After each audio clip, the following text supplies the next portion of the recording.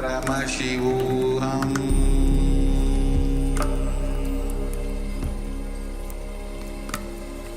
Om Nithyananda Paramashivoham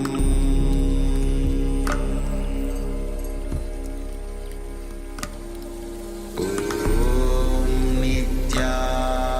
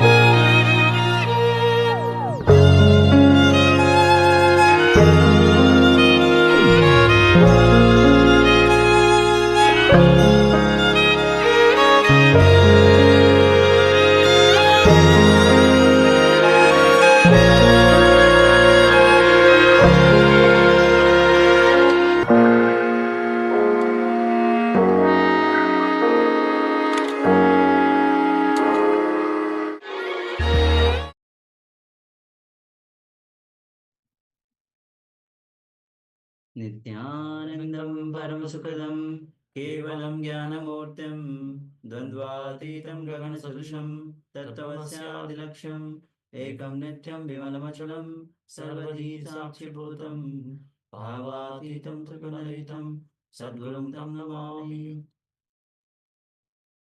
Yes, Nithyanam, all of you. Nithyananda, everyone. And what a wonderful darshan. I hope all of you have enjoyed the darshan, especially some of you mentioned about how AI, the whole Kailasa is going to work on AI.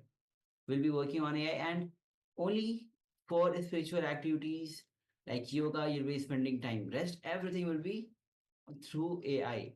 So start building your life through AI. So with this, because somebody says very beautifully, it is the super conscious, the conscious sovereignty. All of us have to reclaim our conscious sovereignty. So all the mundane things has to be done through the AI. Only the spiritual activity, puja, yoga, spend time on that. And so with this, let's move on to the power manifestation. And today we are doing the power of remote vision.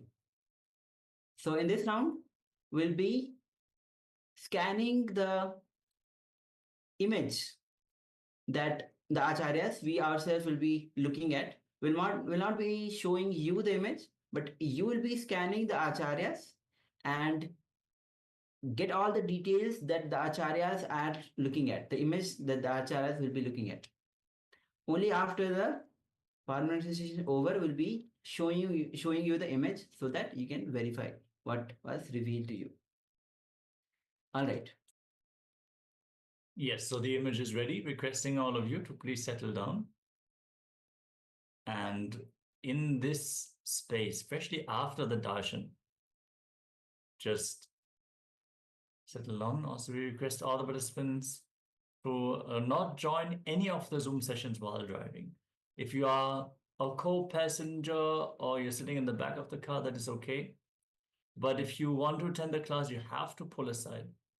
Weng Chi Sin Aya, you would have to leave the meeting or pull aside.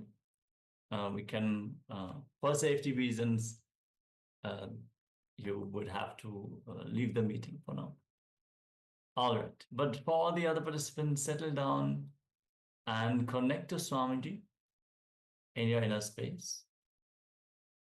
It is His grace manifesting through us, flowing through us when we connect to the Guru from the deep feeling connection.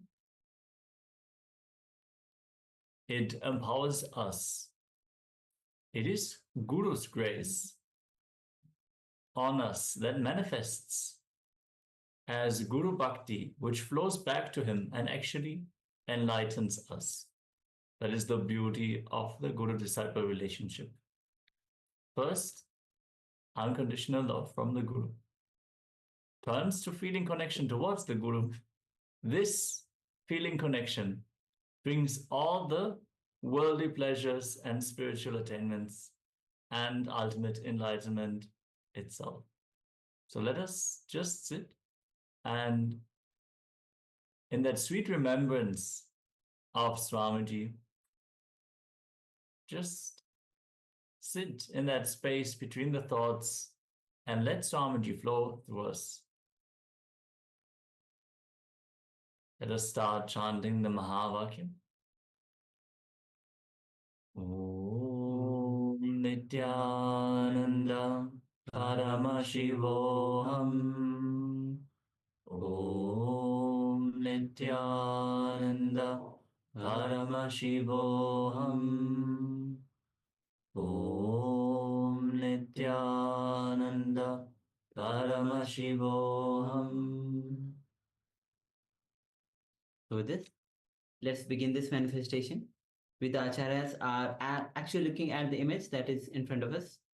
So let's begin this manifestation and start scanning the image that we are looking at.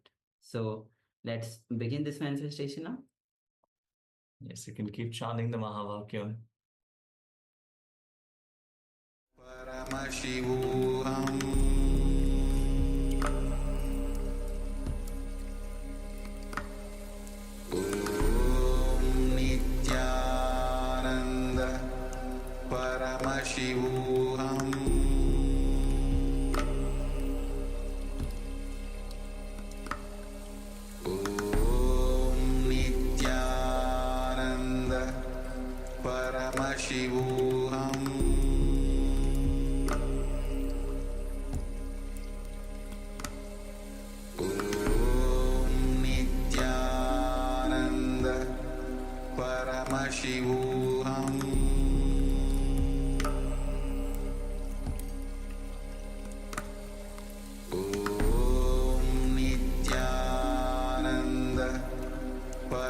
Paramashivoham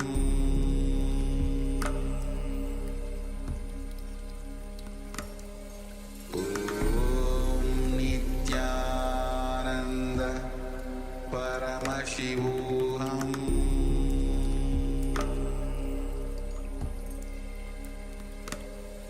Om Nithyananda Paramashivoham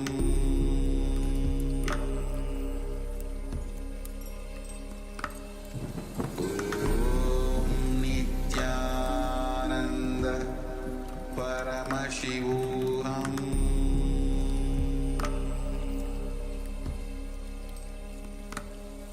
Om Nithyananda Paramashivoham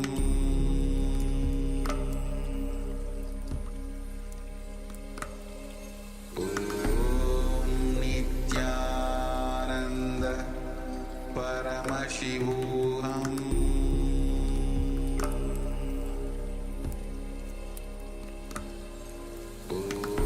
Om Nithyananda Paramashivoham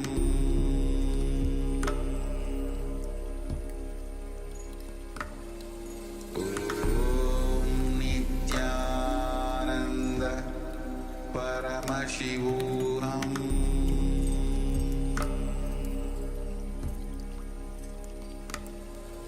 Om Nithyananda Paramashivoham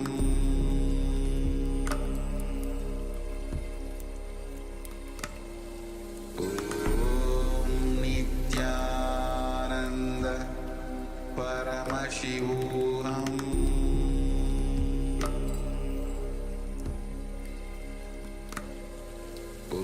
Om Nithyananda Paramashivoham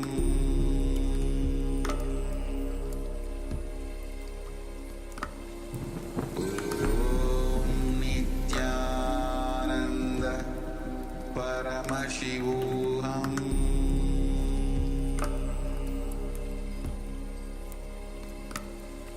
Om Nithyananda Paramashivoham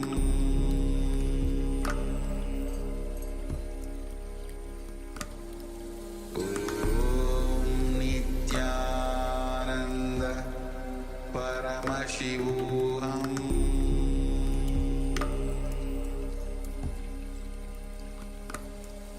Om Nithyananda Paramashivoham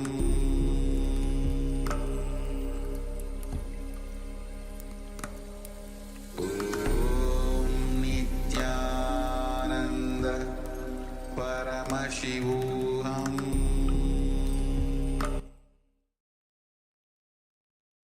All right, so now you can relax and start sharing what was revealed to you as you were scanning the acharyas for the image that we have been looking at. Yes, we have been sharing our thought currents related to the image. Whatever came up, we have conversed. So anything that you were able to entangle and receive the information, please share. Yes, Sri Lingodvan shares blue sky, white clouds, seems like beach. Okay, thank you. And once you have shared, we'll be showing you the image that we have been looking at.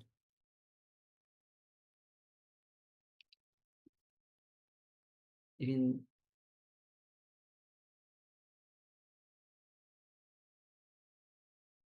yes, please go ahead and share.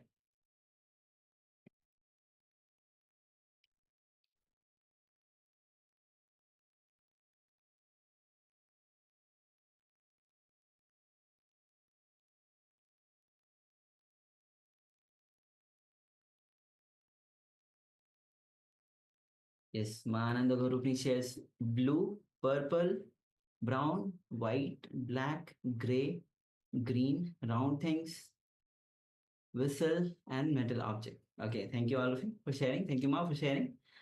Okay, so let's project the image that we have been looking at.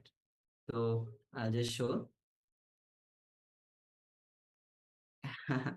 Yes, so this is a sweet, and in sweet, this is called as gulab jamun, as quite popular and actually quite sweet. So it's very much popular Indian sweet that all over the world actually. Yes, Lingodwan gave an emoji of smiley. Yes. So you can actually look at the colors. Ma Ananda Gurupni has shared the brown, white. So definitely brown. The color of the sweet is brown. The white is reflection of the light is there. Round things. So yes, round the sweet itself is round. White clouds. Lingodwan shares white clouds. So we don't have the clouds, but color white is definitely there. Yes, yes. So thank you all of you. So now let's enter into the second round of this manifestation. So again, the acharyas will be looking at the images. Mananda Gurupni shares, looking at it make me want to eat it. Yes, it's very mouth lickering sweet that is there. So yes, you might want to try it. Sure. So with this, let's enter into the second round. Again, we acharyas have the second image ready in front of us. We'll be looking at it and even discussing um, about it and related to it. So let's enter into this power manifestation. Let's chant the Mahavakya. Om Nithyananda Paramashivoham. Om Nithyananda Paramashivoham. Om Nithyananda Paramashivoham. Yes. As you keep chanting the Mahavakya, let's enter into this manifestation and see, scan the acharyas and at what are the details of all the details of the image that we are looking at. You can see the color, shape, forms, anything even related to the image that is there. So let's begin this manifestation.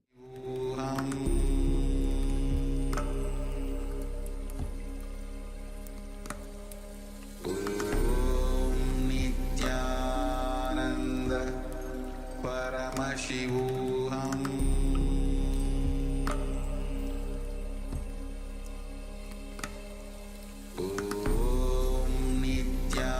Nithyananda Paramashivoham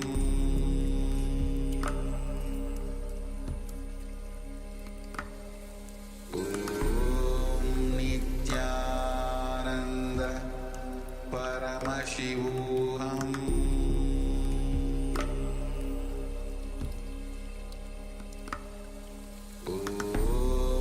Nithyananda Paramashivoham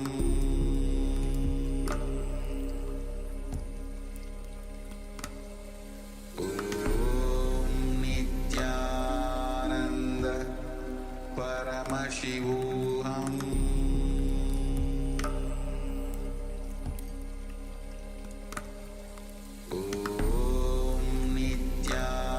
Nithyananda Paramashivoham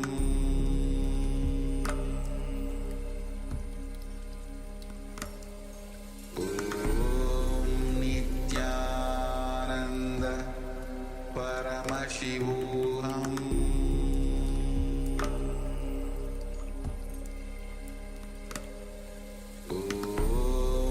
Nithyananda Paramashivoham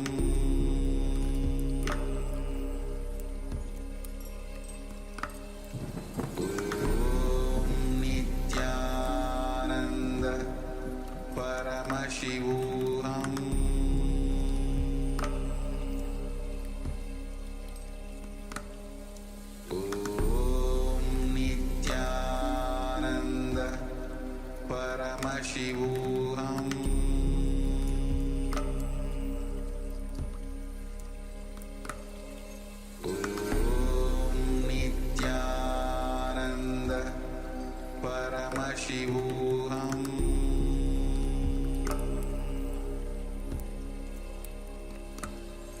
Om Nithyananda Paramashivoham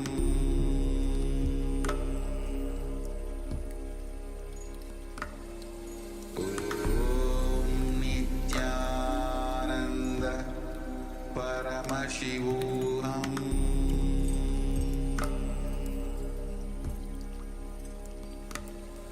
Om Nithyananda Paramashivoham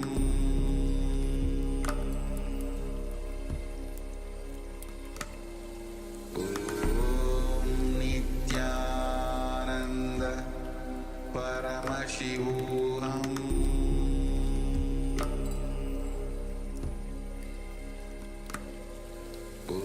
Om Nithyananda Paramashivoham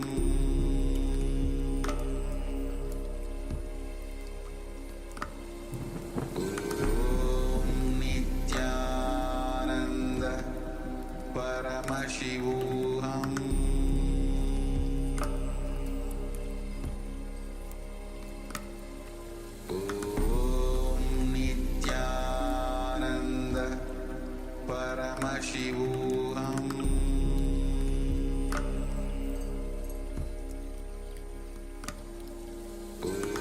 Om Nithyananda Paramashivoham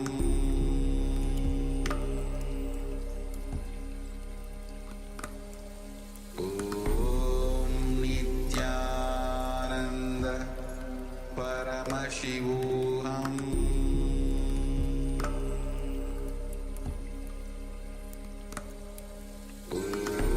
Om Nithyananda Paramashivoham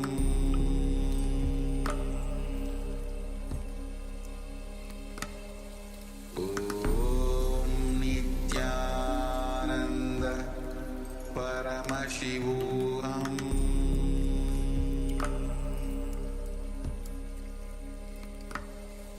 Om Nithyananda Paramashivoham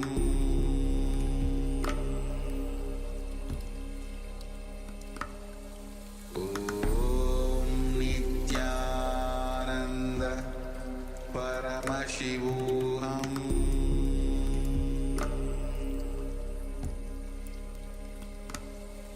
Om Nithyananda Paramashivoham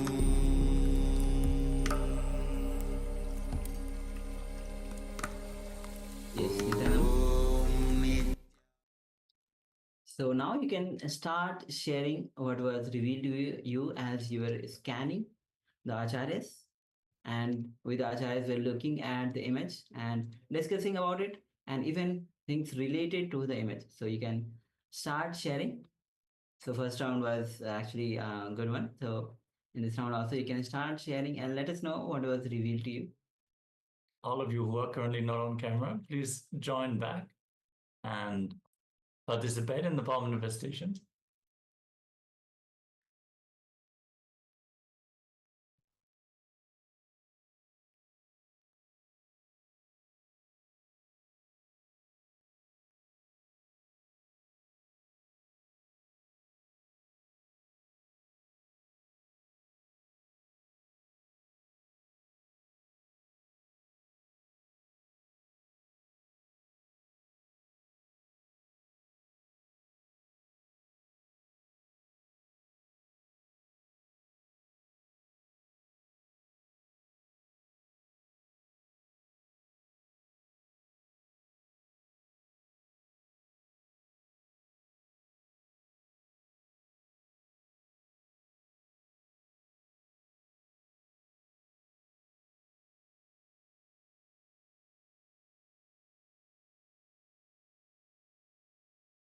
So we are now going to get ready and share the image which you have been looking at for all of you to verify. If you are yet to share whatever was revealed to you.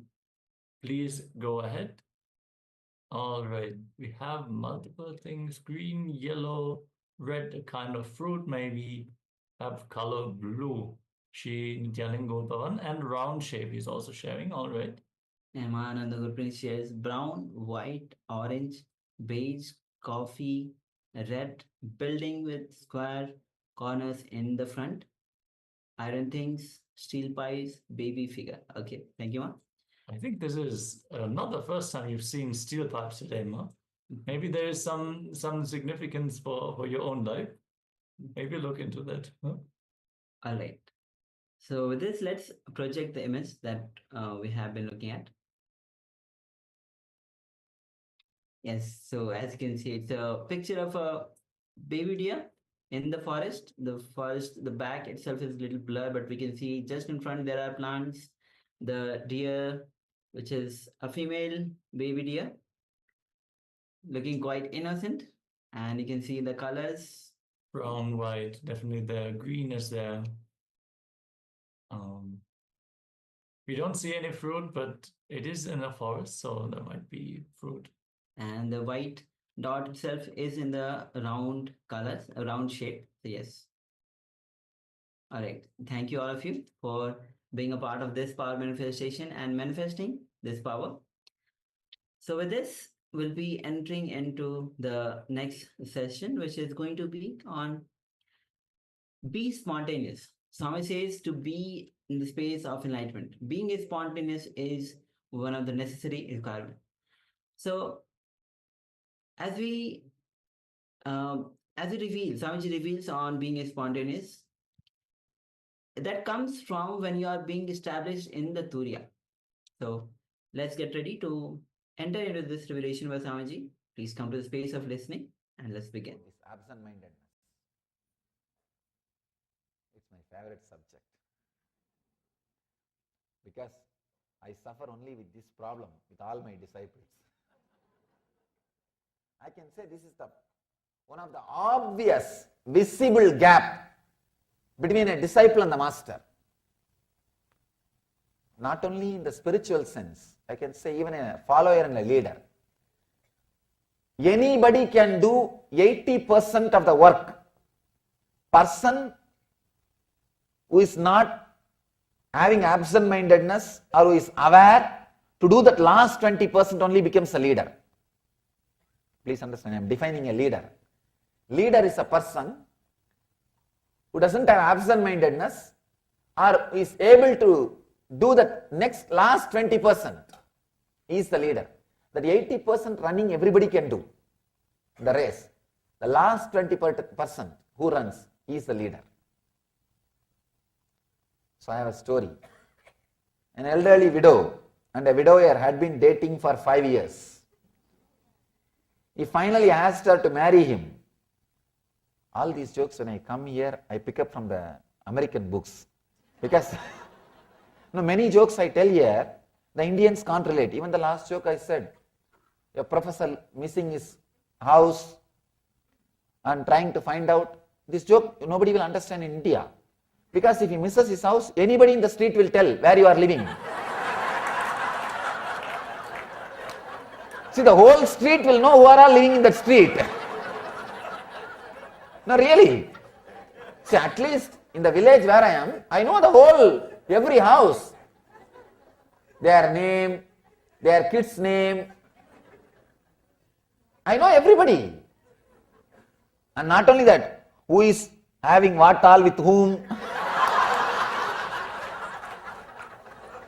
Everything.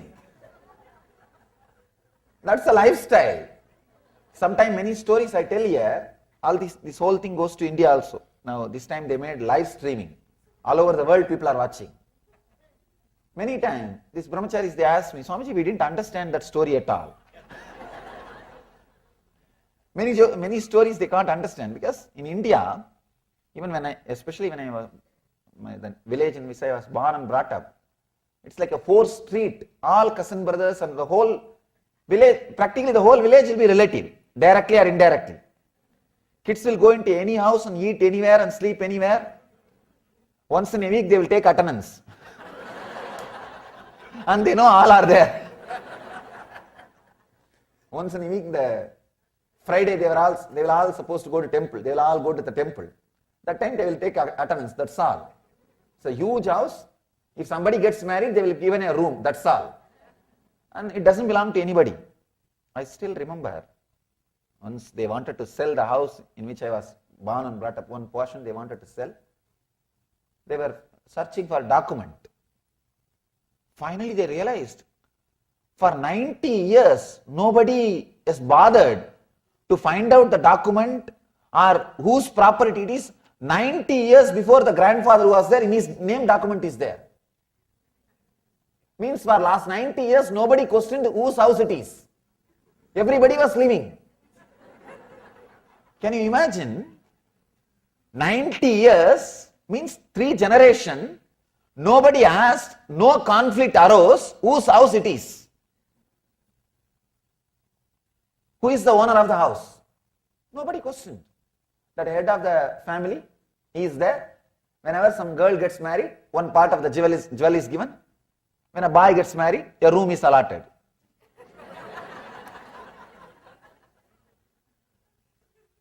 So, they can't relate for this joke. Anyhow, I don't know whether they can relate or not, you can relate. Especially elderly widow and widower dating for 5 years, they can't understand. This itself will be a joke for them. They don't need a punchline.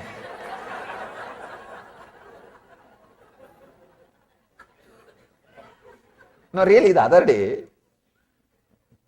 I was talking to one of our American disciples. He was very sorry for my father. My father died in a very young age. He was 50s, early 50s, he passed away. So he is very sorry. And he can't understand that my mother cannot remarry in India. They don't even think. And he is thinking, he can't understand. He is thinking, when will your mother get the next marriage? I said, oh God, forget about this, we can't even think. Forget about this idea, it's the wildest dream. But in this, he was not able to understand, he was not able to relate. Why? Your mother must be just in her 50s. Why she should not remarry? In India, we know, of course, in the modern days, that is also less than 40 means only they think of second marriage. After 40, they don't even think. Many things. So the first line itself, they may be laughing now. He finally asked her to marry him, and she immediately said yes. But the next morning, he could not remember what her answer had been. In desperation, he decided to call her. He forgot. He says, this is really embarrassing. But when I asked you to marry me yesterday, well, this morning, I just could not remember what your answer was. She suddenly said, oh, I am so glad you called. I remembered saying yes to someone, but I could not remember who it was.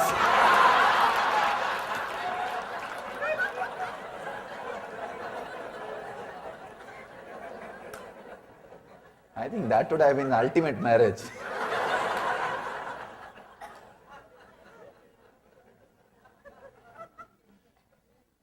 Anyhow,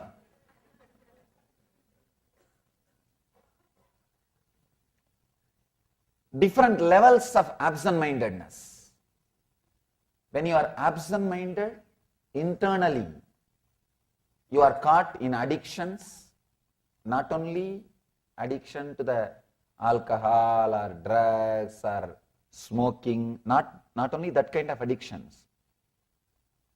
Many addictions, even shouting, freaking out.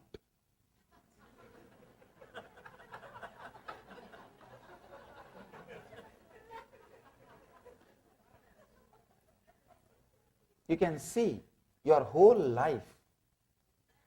Try to live for a few days with awareness. You will be walking in the same way inside your house. You will be sitting in a same sofa. Many times, inside the house, they share the sofas. This is for you, this is for me mentally. They sit in the same sofas almost. And when you come down in the same way. Sometimes even for 6 months, you don't use many parts of your house. Many parts of your house, for 6 months, you don't even use. I describe aparigraha. Aparigraha means living with minimum things. Whatever you have not used for last 6 months, donate it to some charity. Give it away. Somebody came and said, Swamiji, will they take my brain?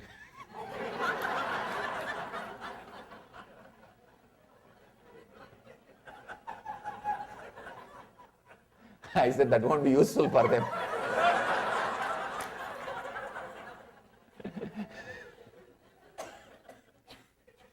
Whatever you don't use, you have not used for 6 months, give it away. In that case, many part of your house, you have to give it away. Don't use. Means absent-mindedness. Forget about parts of your house, even parts of your body. No, really. You don't feel you are alive inside your body completely. It's all lying there because you cannot disconnect it. Because it is all already connected, it is coming with you wherever you are going. Otherwise, you yourself are not aware. Many times, you are not aware of your hands. You are not aware of your legs. It is there. Because it is there, it is there. You are breathing. You are not aware. Your digestion. People come and ask me many times about diet. I tell them, you are eating, you are digesting, you are asking about me about your diet. What is going on? I can't understand the concept of asking about your diet to somebody. When I tell them, they say, what is this, Swamiji? That is the way. You only have to suggest about diet. Means what? You are not even aware of your digestion. Be aware for next 10 days when you eat particular things. Be aware how you feel in the stomach, how you feel with the whole process of digestion, cleaning. You can very clearly decide which one makes you feel comfortable, with which you are happy, which one makes you feel relaxed. That's all. You say, no, how can this be so simple? Alright, it is that simple, that's all. Many times, I feel there's a big gap between me and the others. Now, when I say these things, people say, no, he doesn't know much. How can this be so simple? Just eat and you are digesting after all. Somebody else is digesting for you. Unfortunately, it's not happening.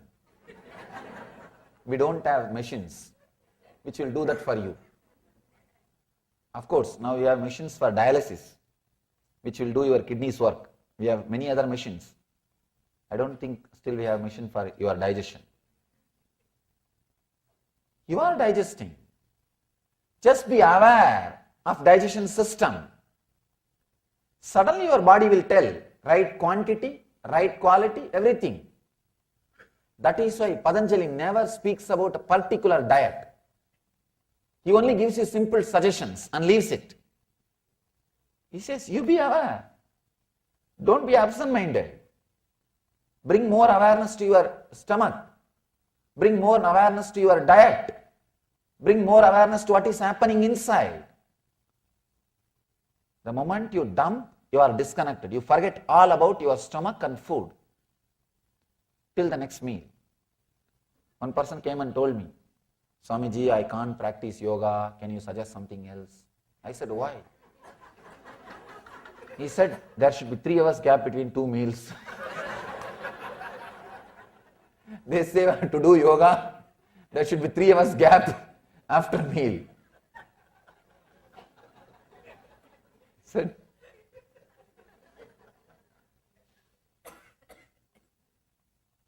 Then he asked him, is it 3 hours after the end of the meal or beginning of the meal?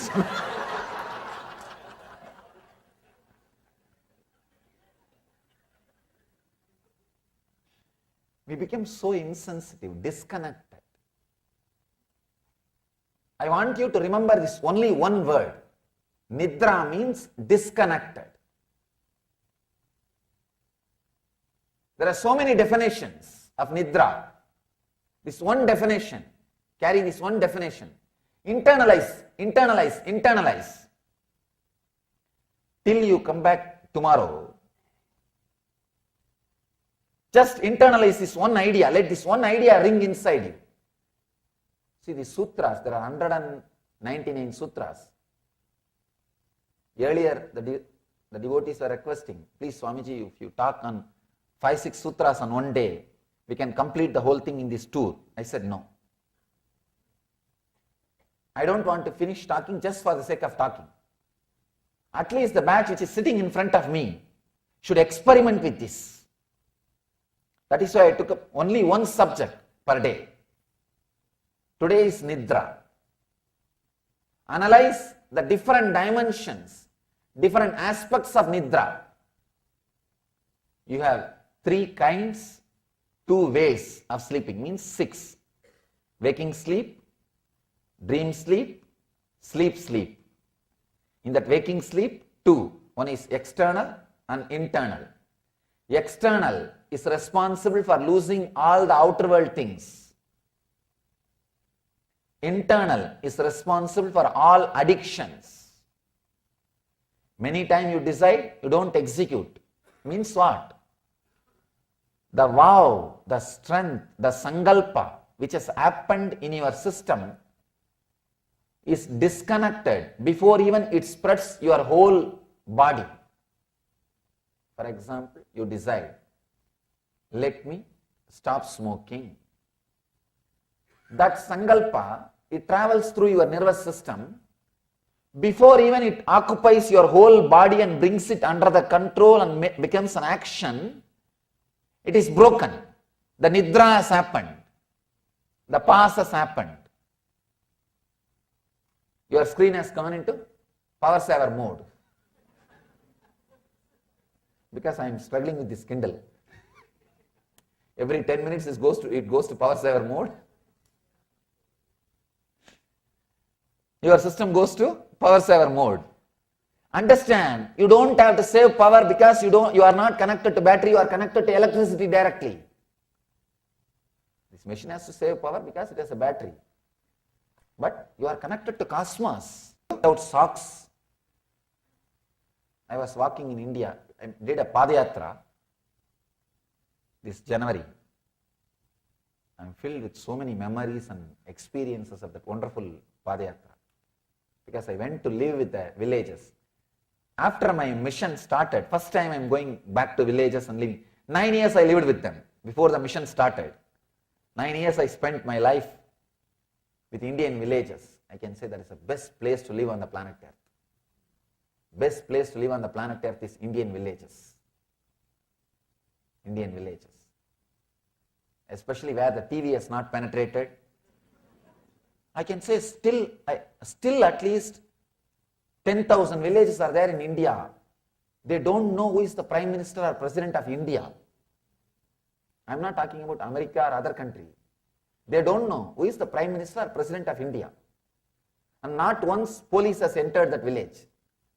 Not once anybody from that village has gone to any court. They don't have any connection with law enforcement department and government of that country.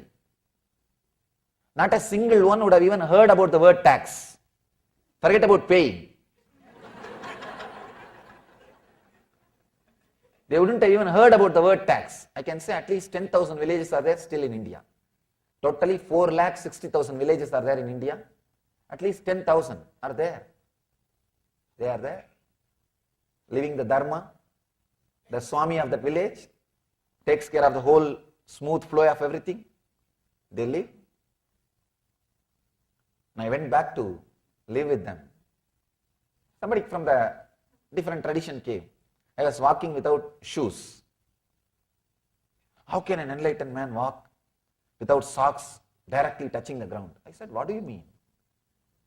Only an enlightened man has to walk on the ground, touching the ground, because earth will feel blessed.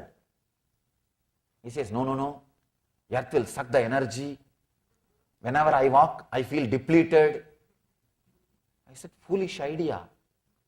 Stop believing these ideas. One important thing. If you start believing some idea strongly, you will start experiencing it. Stop believing the idea that you will be drained of energy.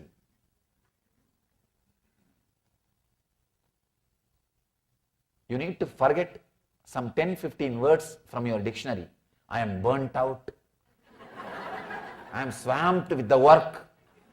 Too much is in my plate.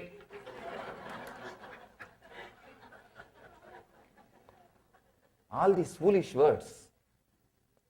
I am so happy my brahmacharis don't know all these words. Really. All these words create that experience. When you start believing, you start creating that experience. I can say these are some of the poisons put inside your system. Slow poison put inside your system. I told him, understand, you are suffering and you will continue to suffer if you carry these words like earth will suck my energy, this will suck my energy, that will take away my energy. That's one group which teaches. Keep your eyes always closed whenever not needed. Open it only when you need. Otherwise the biomagnetic power will go away through your eyes. Oh God.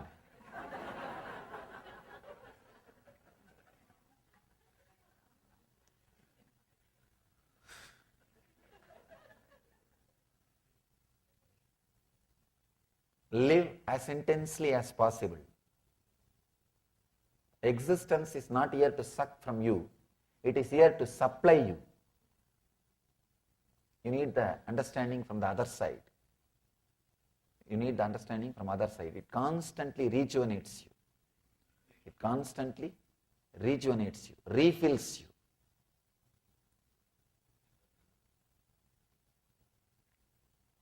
The disconnection which happens inside is responsible for addiction, dullness, and unable to keep the intensity in your life. When a vow happens inside you, before even it penetrates your whole system and takes over your system, the pause has happened. The break has happened. You have gone to pause mode. Don't pass life. Don't pass your life. Remember, whenever the pause is happening, and try to be more aware. That's enough. Just be a little more intelligent. That's what I am saying, nothing else. The essence of whole thing is just be a little more intelligent. That's all. I am reminding the same idea every day in a different angle. Patanjali is also saying the same thing in a deeper and deeper ways. First he expressed about right knowledge. With right knowledge, nothing much needs to be changed. You don't have to work so much on the right knowledge. That is not a problem at all practically. Then wrong knowledge. You need to work little on it, correct the direction. Vikalpa, imagination. Not only you need to correct the direction, very content has to be changed. With the wrong knowledge, it's only wrong direction. With imagination, the very vehicle which you are sitting is wrong. With wrong knowledge, you only need a navigation. With imagination, the very vehicle on which you are sitting is wrong. I have a story about imagination.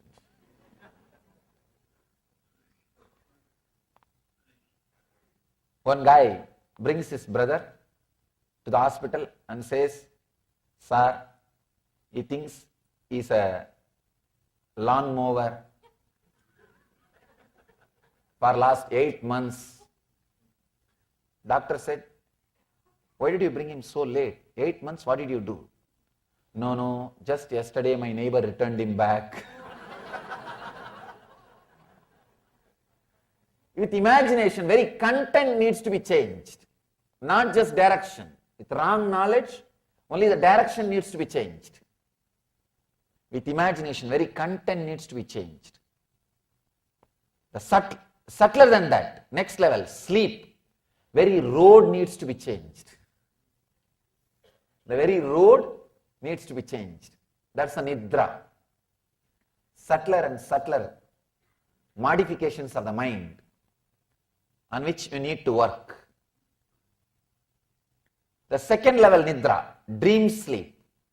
Please understand the dream sleep. The dream, you can see, you completely have that confused identities. It is not chronologically clear. Sometime you will feel you are going to your school with your wife. Of course, in some countries it happens. Means the mixed identity. You will experience some incidents which happened in the 50 years age and 20 years age, you will confuse it and you will see that in dream. Means in the dream sleep, even in the dream you miss the continuity.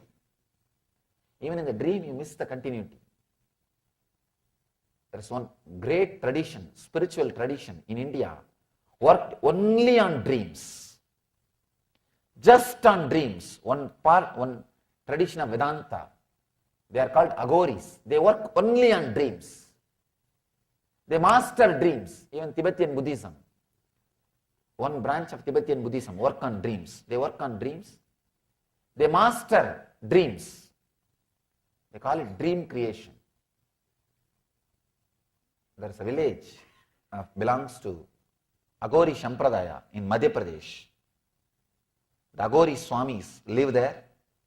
Of course, householders also live, but they all believe in the Agori tradition. Agori means compassionate, soft. Gora means wild, violent. Agori means compassionate, soft. We have a wrong understanding about Agoris. We think Agori means violent, wild. No. Gori means wild. Agori means soft, compassionate. They work on dreams. They have a tradition. If they see a dream that as if they disrespected somebody or abused somebody, in the daytime they will go to that person's house and ask for forgiveness. Please forgive me. We do the opposite way. The daytime we abuse, in the dream we may ask forgiveness. That also we may. With them, even if they disrespect somebody in the dream, they go and apologize that person. They believe the dream is an extension of waking state. If you are not daydreaming or falling asleep during your waking hours, your sleep, your dream also will be continuous. You see, if you are able to maintain that continuous flow during the waking state with your awareness, in the dream state also, you will be able to maintain that continuity. They use that dream state to solve all their problems, to find out the mysteries of the planet Earth and the universe. This great mathematician Ramanujan from South India, he had mastery over dream. Any problem, he will just contemplate in the night and go to fall asleep. In the dream he will have solution. Next day morning he will just repeat the solution. He doesn't know the way how he settled. He says, I don't know the method, but I know the result. That's why somebody started suspecting that he may be stealing the answers from others. If somebody asks, how do you know the answer? He's a great devotee of Solingapuram Mahalakshmi. There's a Devi, Lakshmi Narasimha. Narasimha is the incarnation of Vishnu. It's a great devotee of the Lakshmi Narasimha. He says, though Solingapuram Mahalakshmi told me, that's all. He has mastered the dreams. If you are able to be aware, even while the dream continues, you will use your dream to enrich your life. Please understand, if you can master this art, God, I can say your whole life will be totally different. You can achieve straight away whatever you want. Mastering your dream means being aware even while you are dreaming.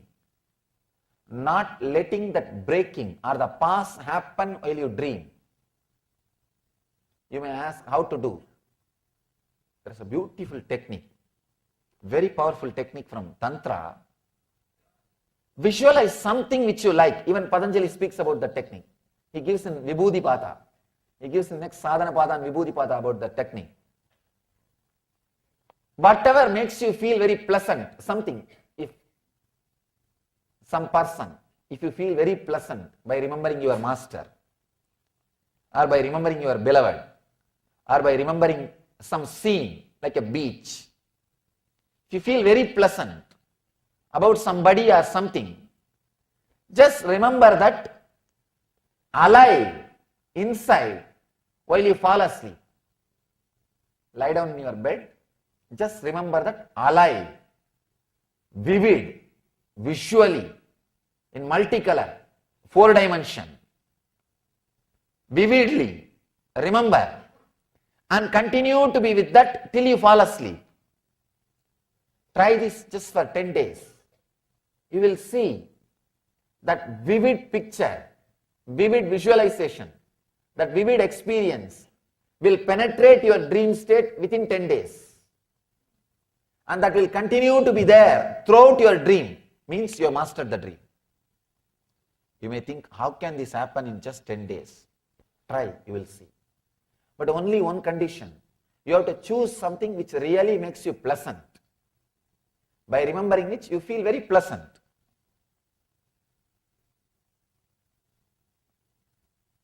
You will continue. You will not have that dream sleep. If you have this, if you master this, you will not have dream sleep. Please understand.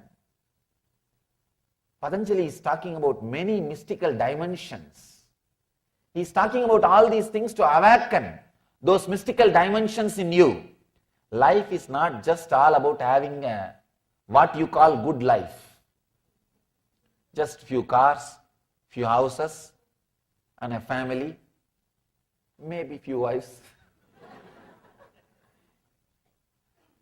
But sometimes I really wonder how these guys are able to manage few affairs, because constantly you have to hide. No, that's a big problem. And you need to spend so much of energy. No, really, the other day I was discussing with one of our disciples in Houston. That guy was telling, Swamiji, it's a big headache. Maintaining is a very big job. You need to constantly keep in touch. And anyhow, that is not all about good life. I asked him, we were discussing, he was talking about one subject, in particular field, in this country especially, the Indians are very good, it seems. I was talking about the medical profession and few things. I asked, how come? How it is happening? He said, first thing, the worry about maintaining other affairs are less, Swamiji. When you start maintaining, it's a big responsibility. Anyhow, it's like a big load, I can say mental load. Patanjali gives all these methods and techniques to awaken the higher energies inside you. He is not talking, he is not interested just to stop your that good life. What you call it, good life? No. What you say, the family, house and money and health. No, he says, no, that is not all about life. There are so many other things which you can experience if when you can have human body. It's like, you see, what is good life, you go to Hawaii and you know all the most frequented places.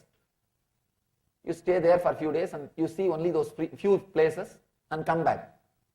That may be equated as a good life. But seeing every place, experiencing everything is what I call complete life. Yogic life. That is what here Patanjali wants you to live.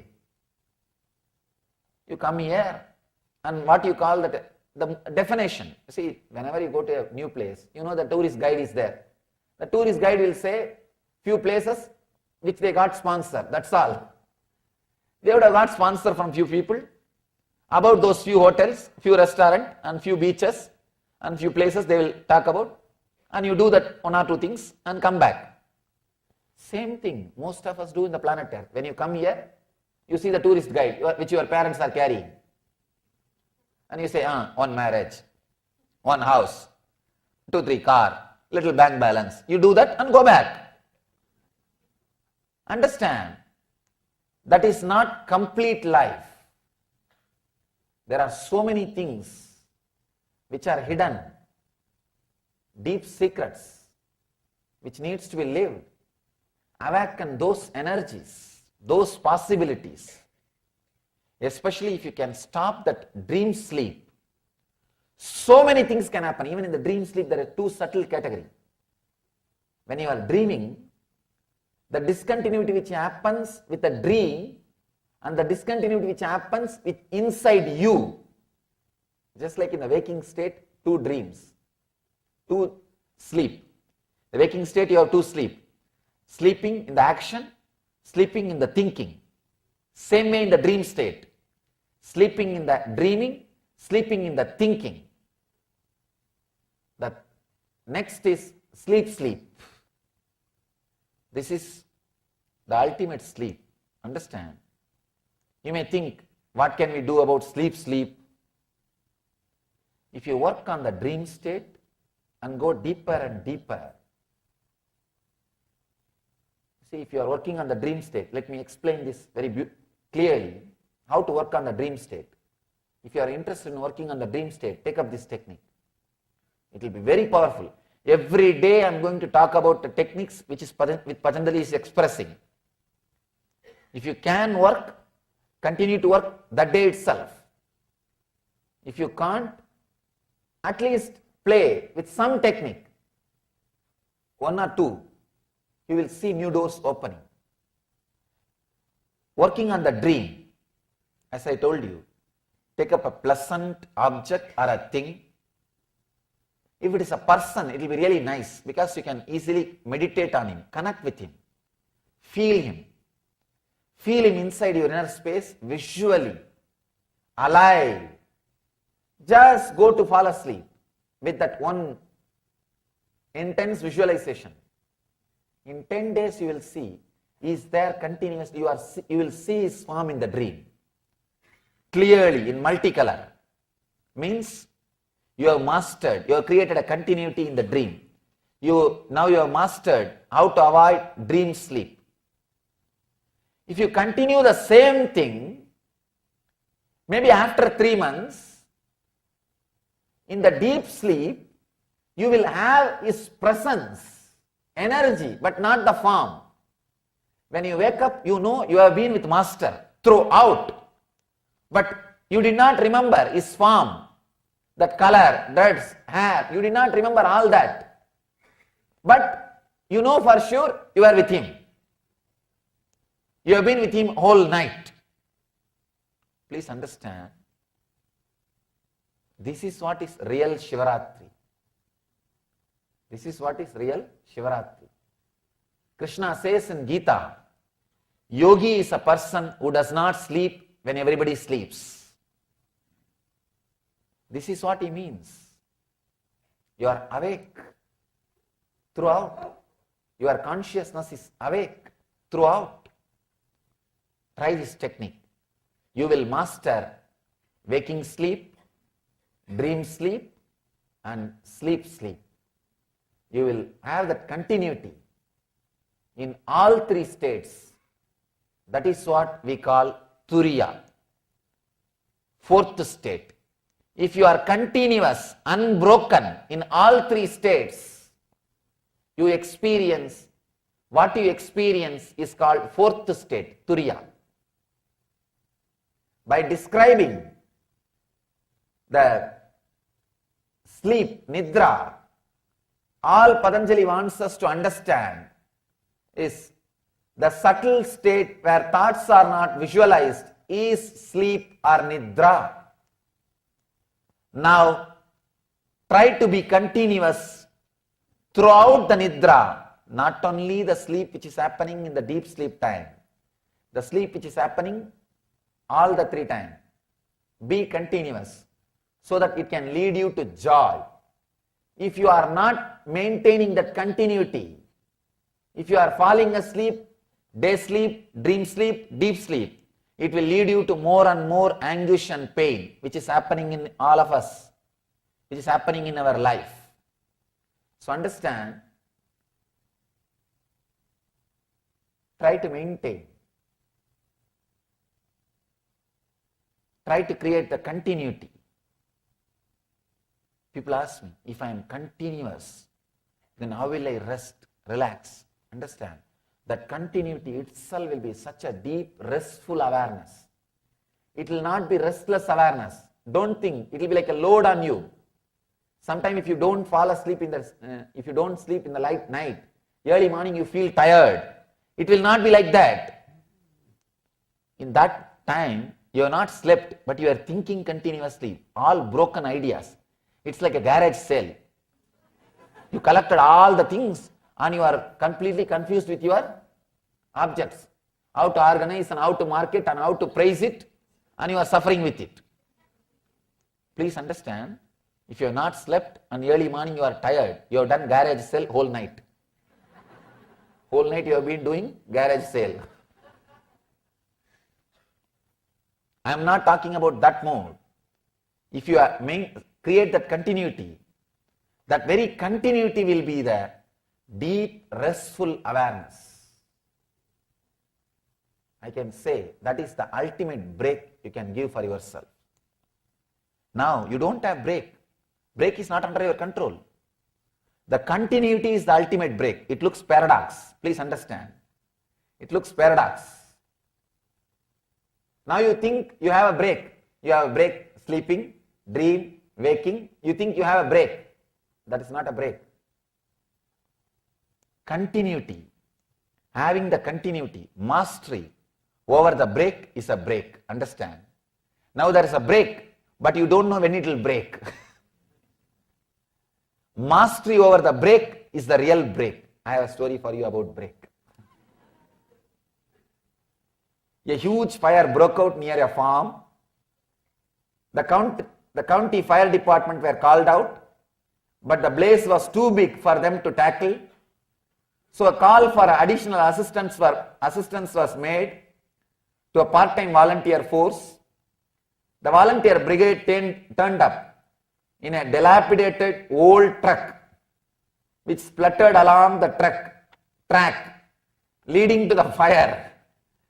The county fire chief was about to apologize to the farmer for the embarrassment the volunteer force was causing, when to his amazement, the volunteer truck fearlessly drove into the very heart of the fire. Within minutes, the center of the fire was extinguished, breaking the blaze into two controllable sections. An hour later, the entire fire was out. The farmer was so impressed that he immediately presented the captain of the volunteer force a check for $1,000. The local newspaper man asked the captain what he was going to spend it on. The guy says, "I am going to get the brakes on the damn truck fixed."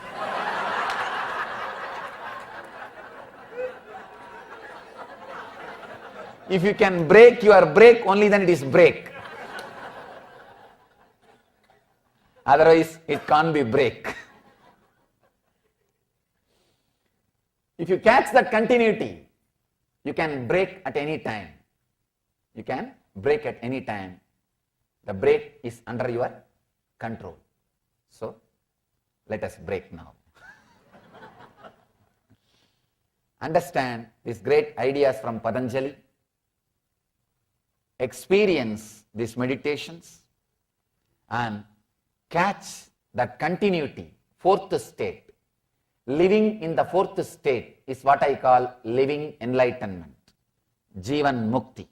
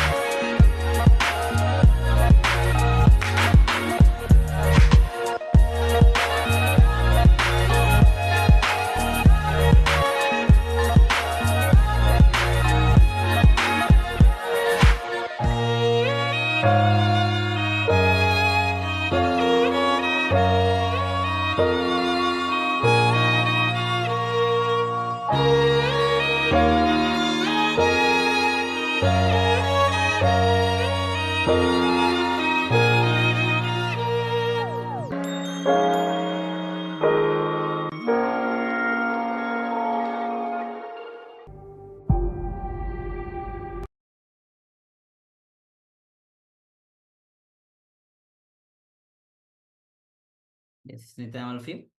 So this was a wonderful revelation by Swamiji on be spontaneous. And Swamiji describes how the even now there are the thousands of Indian villages where the life Swamiji has described. The people live in spontaneity. Many people don't even know who is the prime minister, who is the president of the country. Police don't even go to the village. So they live a simple life, and there'll be one Swami who will be actually controlling or making sure the flow of life goes on properly, smoothly. And how being spontaneous is the key to the enlightenment. With this, now let's move on to the collective consciousness. Yes, collective consciousness. Swamiji has actually talked about is that we as an individual are collective. Every thought of ours actually impacts the cosmos. Every thought we generate, even the every thought others generate, has impact on us and the cosmos. So we are not an individual island as we think. We are a collective consciousness. Yes, it is easy for us to recognize that our behavior, our actions impacts the people and the world around us. But even as subtle as just our thoughts can impact the entire creation, as Swamiji has said, in the Brahmanda, so in the Pindanda. When you open your eyes widely, somewhere in the cosmos, a sun increases its size. There are certain effects of our consciousness that happen in the macrocosmos as well as the microcosmos, which we might not be aware of at this given moment of time. But our consciousness is all pervasive. It is existing everywhere. So every change that happens in your inner space has to reflect in the outside world as well. When you live together with a group of people for an extended period of time, you will notice that if you go through certain mood swings or transformation, also positive transformation, of course, you will see that that immediately reflects on the people around you as well. They will also, for example, you pick up a negative habit that is against what you want to manifest. You will see that the people around you also start dropping out of integrity. Swamiji emphasizes on collective integrity so much. So it cannot stop with us taking only responsibility for our own life. It is the responsibility for the entire cosmos. When we manifest powerful cognitions and powers, we are empowering the people around us and all the world. Yes. So when you, Swamiji has talked about the integrity, authenticity, responsibility, and reaching. So when you live integrity, make it as a collective integrity. When you live authenticity, make it as a collective authenticity. When you start taking responsibility, make it as a collective responsibility. Enrich, when you enrich others, start making it as a collective enriching. When you create ecosystem where you start enriching and in turn the whole ecosystem start enriching, you'll see that itself enriches you and the whole ecosystem. So whole ecosystem just lifts up. So that's why collective consciousness is not individual. Individual integrity, authenticity, responsibility, enriching is okay, but sometimes you get tired of it because our ecosystem might not be supporting you. But when there is ecosystem, collective ecosystem, that lifts you up again and again. So that's why collective consciousness. So let's enter into this revelation by Swamiji on the collective consciousness. About this absent-mindedness. It's my favorite subject. Because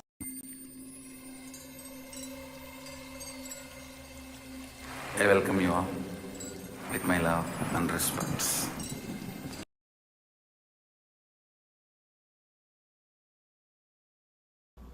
Now I am going to present few great truths about the collective consciousness which may surprise you, or you might have heard of this truth. Whatever it may be, whether it is new or old for you, try to analyze as much as possible. Try to analyze till your logic feels tired, till your logic falls. Try to analyze till your logic falls. First thing,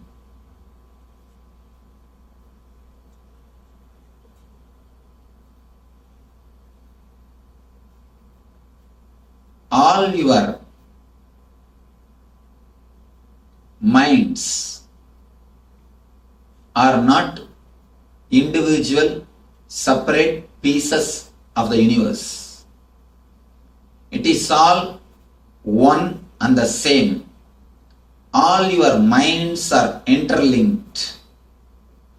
Not only interlinked, directly affects each other. That is what we call collective consciousness.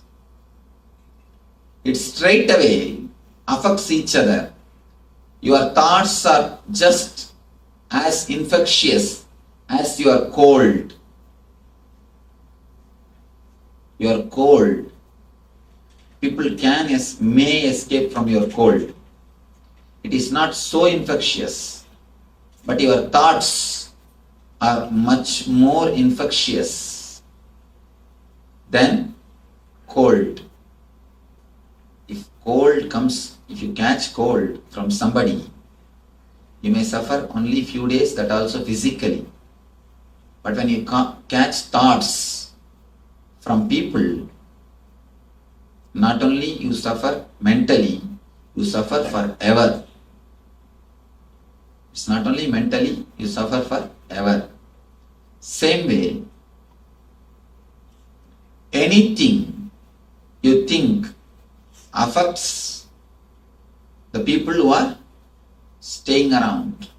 And not only people who are staying around, whomsoever is living in the planet Earth, they are touched by your thoughts. Understand? Now, naturally, our intellect will resist. How can this be true? Receive all these things. Now we will, then later on the question and answer session, we will analyze it one by one, inch by inch. First truth, I declare, all of us are not different beings, different minds. We are all totally interlinked, closely networked. Any of my thought can transform you. Any of your thought can touch me. We are not watertight compartmented. We are not separate individuals. You are not an island. Please be very clear. You are not an island. There is only one thing called collective consciousness. Next truth, not only in the mental level, even in the deeper conscious level, the more deep you go, the more deeply you are connected. The more deep you go, the more deep you are connected. Sachidananda, get that NSP diagram. I will try to explain a simple truth. Please understand, this is the physical layer, physical body. This is the pranic body, the second level, third level, fourth level, fifth, sixth, seventh. You have the 7 layers of bodies. In the physical layer, for example, the physical level, you are here. I am here. And God is here.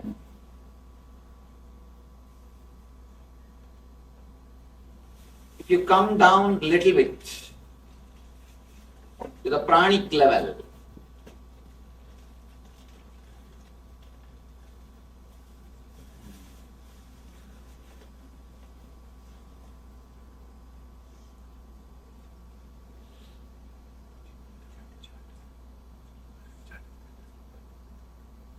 you see, in the physical level, the distance is too much. In the pranic level, if you come down to a little subtle level, pranic level, the distance between you and me is reduced. Here the distance is too much. Here it is reduced. And if you come down a little more, the mental level, again the distance is little less. If you come down a little deeper and deeper, the distance between you, me, God When you come down, when you go a little deeper and deeper, the more deeper you go, the distance is less. The more deeper you go, the distance between you, me, God will be reducing. In the end, the deeper level, there is no distance. You, me, God, everything is just one another, same. The only in the physical level. Everybody can hear. Really. Take another mic, no? Take the other mic. Take the other mic.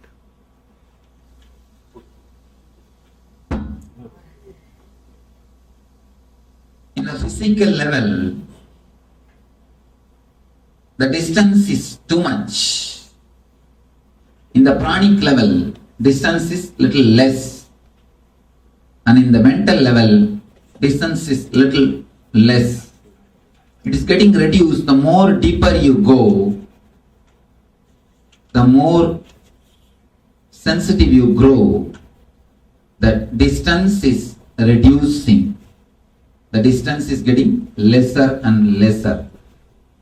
In the end, nirvanic body, you, me, God, all the three are one and the same. There is no distance. The physical level,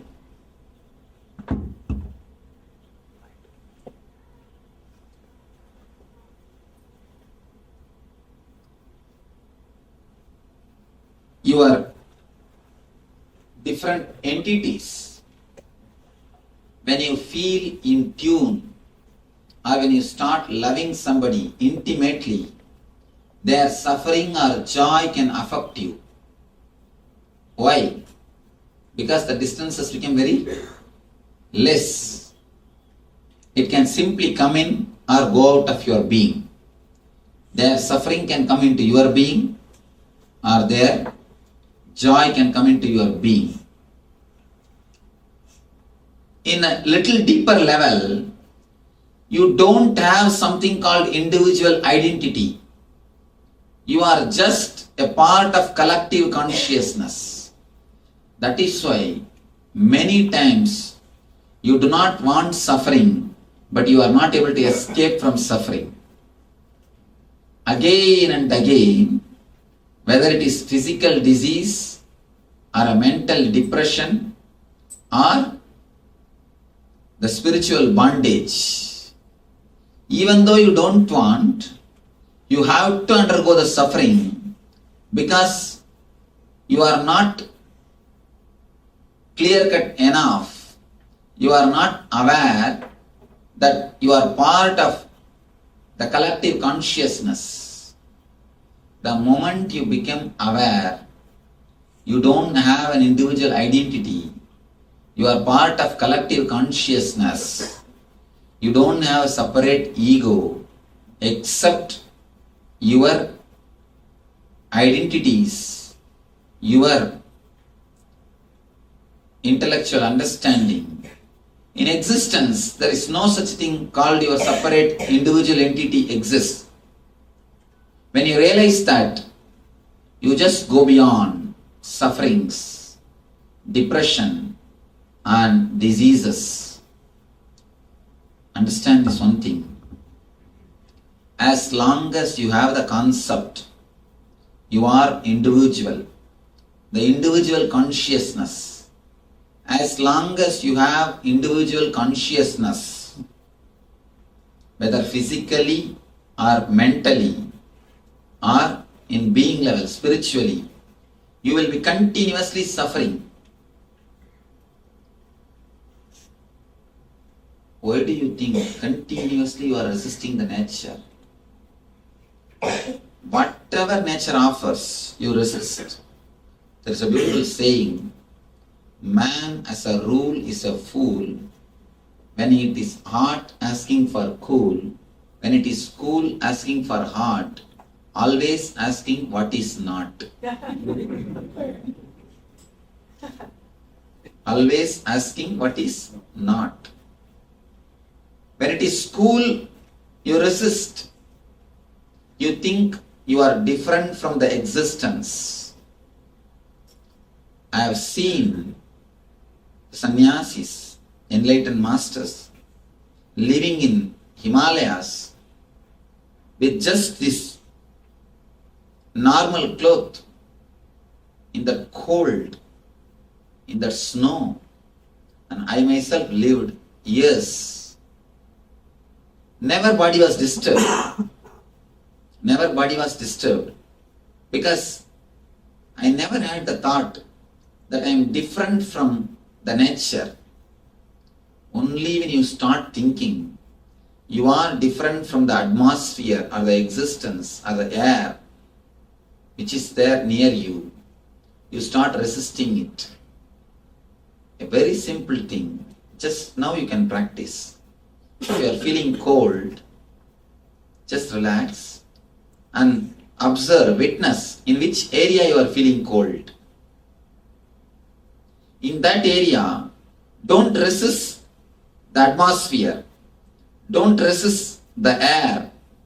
Don't resist the temperature. Don't resist the existence. In that area, just say to yourself, I am not going to resist the nature. I am not going to resist the existence. Let me relax. Just consciously decide and relax. In few minutes, the idea of cold will disappear. It may look, immediately what we do is, we put the next extreme question.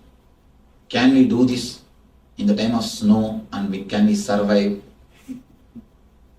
Because our mind always goes to extremes. You can, if you can do it totally. And you don't have that much of totality. We don't have that much of clarity. If we can relax, fall in tune with nature so much, simply you can live. Because human beings are living. When they all can manage, why not us? When you think you are something separate from the nature, nature disturbs you. And one more thing, in the air, all possible bacteria and viruses are there. Any moment, any disease can affect you. Any disease can happen to you. As long as you feel in tune with the existence, even if they come inside your body, they just leave. The moment you start thinking that you are somebody individual, separate from the existence, you are something different, then the whole becomes your enemy. You see, you are a part and everything is a whole.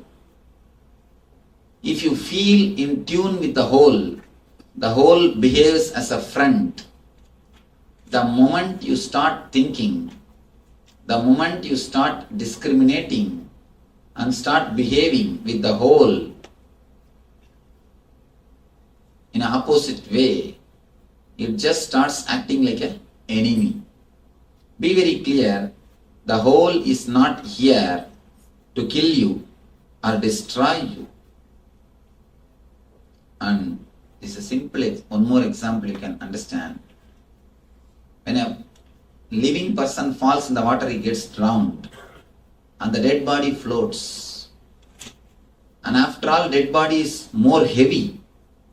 It is filled with water now. Once he dies, he drinks water and water goes inside.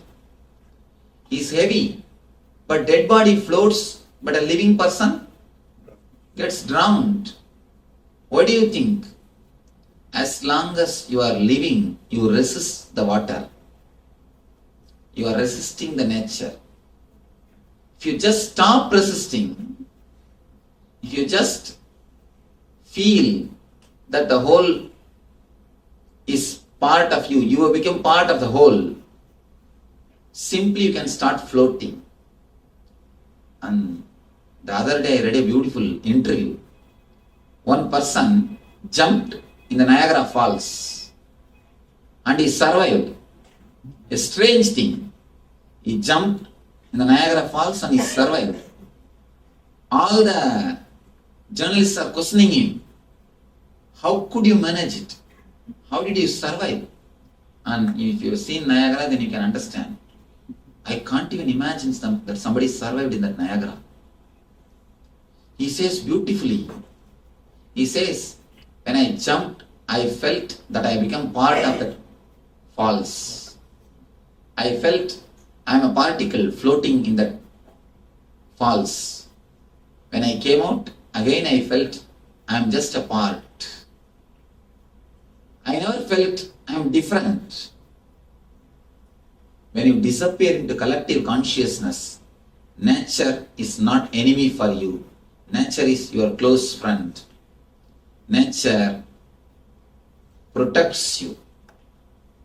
When you think you are individual, as long as you have individual consciousness, nature protects you. When you realize you are a collective consciousness, nature protects you.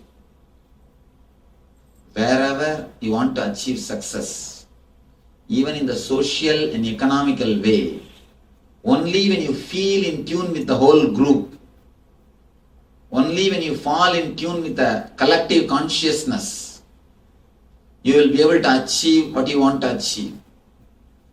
As long as you think you are an individual, you wanted to keep your place distinctly, you wanted to keep the idea you are somebody, be very clear, you will be continuously resisted and you will be resisting. Whether it is home or office, workplace or your company or industry, wherever. If you disappear into the collective consciousness, you will be again and again protected and taken care. And you will experience the ultimate success, not only socially and economically. You will start experiencing it in a feeling of fulfillment. The feeling of fulfillment which happens to you will be inexplicable. The moment you start resisting, you create hell for your whole life. Small story. A guy was informed that his wife has fallen in the river and he is supposed to jump in the river and save. He jumped and started swimming against the current. And they shouted, "Arey, what are you doing? You are going against the current." He said, "You don't know, my wife, even if she falls in the river, she will float only against the current." She resists everything so much. I don't think she can go with the current even with the river. As long as you resist the current, whether it is your workplace or house or office or a company or wherever it is, as long as you don't disappear into the collective consciousness, you will be continuously creating hell for you and for others. Even in the physical level, if you think you are somebody separate, be very clear, you will be inviting diseases. And one more thing, the mental level, if you think you are separate, again and again, you will be creating seeds of violence. Seeds of violence is created when you feel you are individual. With collective consciousness, you unify. With individual consciousness, you dissect or cut things into pieces. Logic always breaks. Intuition always unites. With a collective consciousness, Of course, in the soul level, if you are feeling you are an individual, there is no possibility of any spiritual growth. Any spiritual growth. Spiritually, you can't even put your first step, first thing. In the physical level, you are not an individual. Your body and the body of the sun is straight away connected. Any small change in the body of the sun can change your body. Any small change in your body can change the body of the moon. Even though logically you are not able to relate, it is truth. And the next thing, in mental level, you are not alone, you are not an island. Any thought which is put on somebody else's head comes and touches you, and any thought which is created in your mind goes and touches the other person. It's like a ripple created in a lake.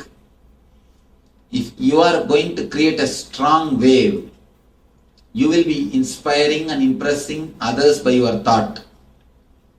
If you are not so solid to create a strong wave, be very clear, others' waves are going to impress you. Either you live as a leader or you will be a follower. There is no in between. You always think, I will not be a leader, I can't do that much, but I don't have to be a follower. I'll just maintain my own stand, which is simply impractical. There is no such thing as my own stand exists. Either you lead or you follow. That's all. The mental level also, again and again, if you think you are an individual, you will be resisted. And the moment you understand you are part of the collective consciousness, not only you will not be resisted, you will be welcomed and received. Third thing, in the ultimate way, the spiritual level, the moment you understand, you are deeply connected, totally connected, intensely connected to the whole group, to the whole universe. Not only you start experiencing the bliss, you start living, opening many dimensions of your being. Now you are stressed out, disturbed continuously because you have to think too much just with one mind. You have to enjoy so much just with one body.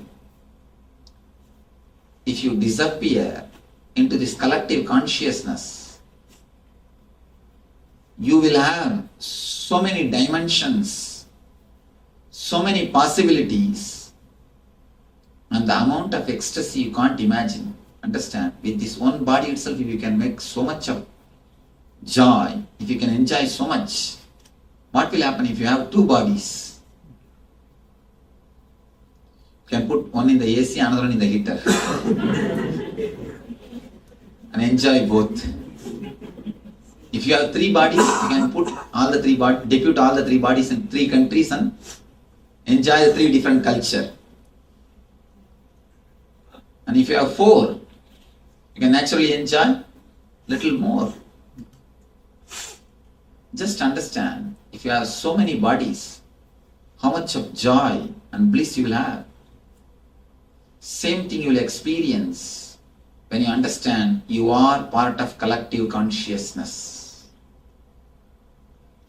The whole NSP or Nithyananda Spurana program is all about making you realize you are the part of collective consciousness. Not only a part, you are collective consciousness.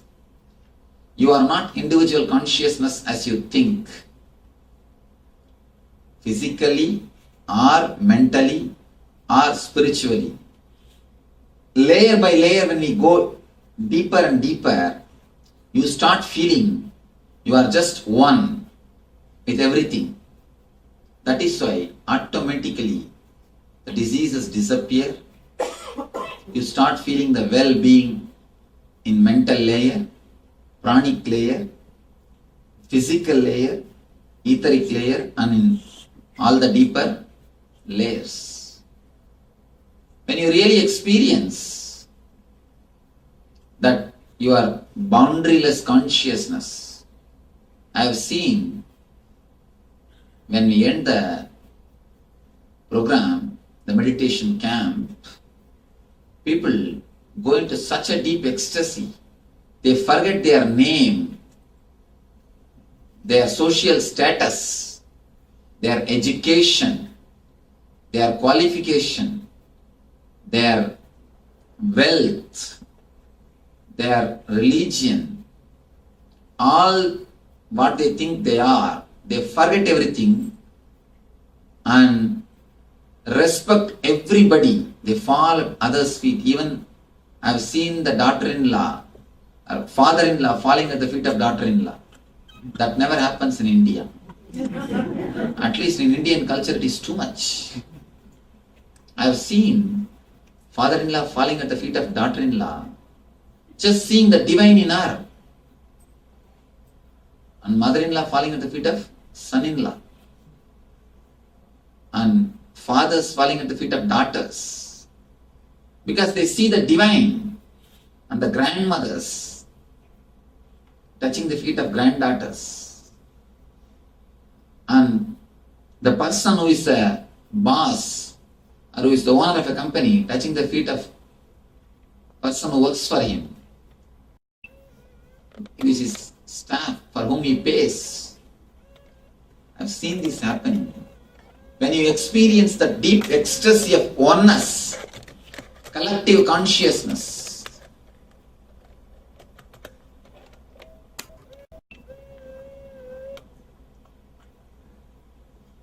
when you experience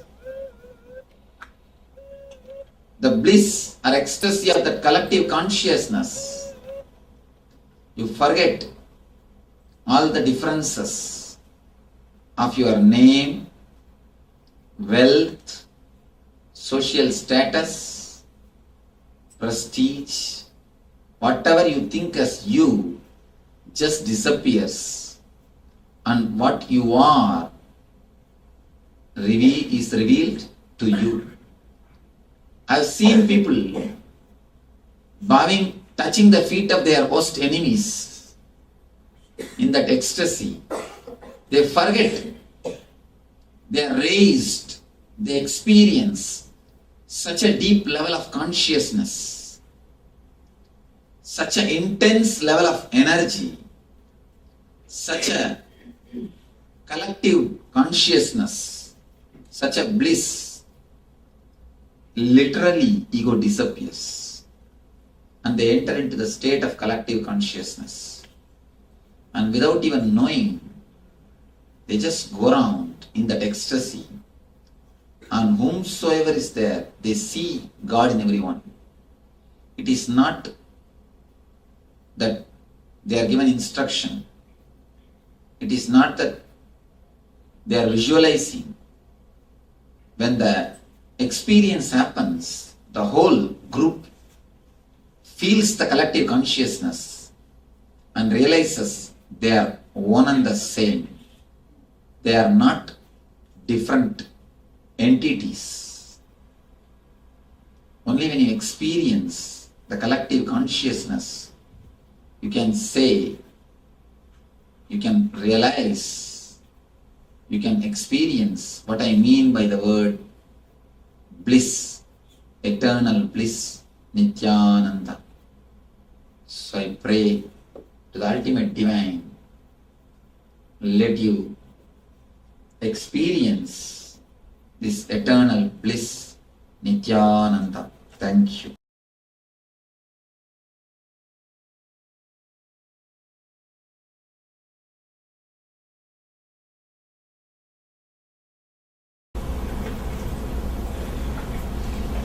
according to science, vacuum is absence of matter, but according to you, vacuum as energy, matter is manifestation of energy. How will you define vacuum then? Please understand, now the science has changed its view. Now they are coming up with a clear-cut idea. No such thing as vacuum can be created. Even in the space in which you say vacuum, the ether is the present. The ether is the grass form of energy. And they are very clear now, ether is also a form of matter. It can be measured and handled. So, first thing, now the science has evolved so much that it could catch up with the spirituality. It could understand the spiritual truths. And they have started understanding vacuum is not absence of matter. It is absence of certain parts of matter, not completely all matter. You have 5 elements. Vacuum is absence of 4 elements. That's all. It is not the absence of matter. So, science has changed its opinion. And this itself has answered my question. Answered the question. So, my stand is accepted by the science, where lately they are coming up with their clear concepts also to work on the ether, how to use the ether and all those things. Thousands of years ago, the Eastern rishis have developed Vastu Shastra to use the power of ether. All our Vastu Shastra means the technique of building homes and houses are all based on this science of ether. So now they are working to how to use the power of ether. So the next question is very clearly answered in this itself. According to me and according to science, vacuum is energy, and vacuum is not absence of matter. And I define, according to me, vacuum is not something special from total. Total and vacuum are one and the same.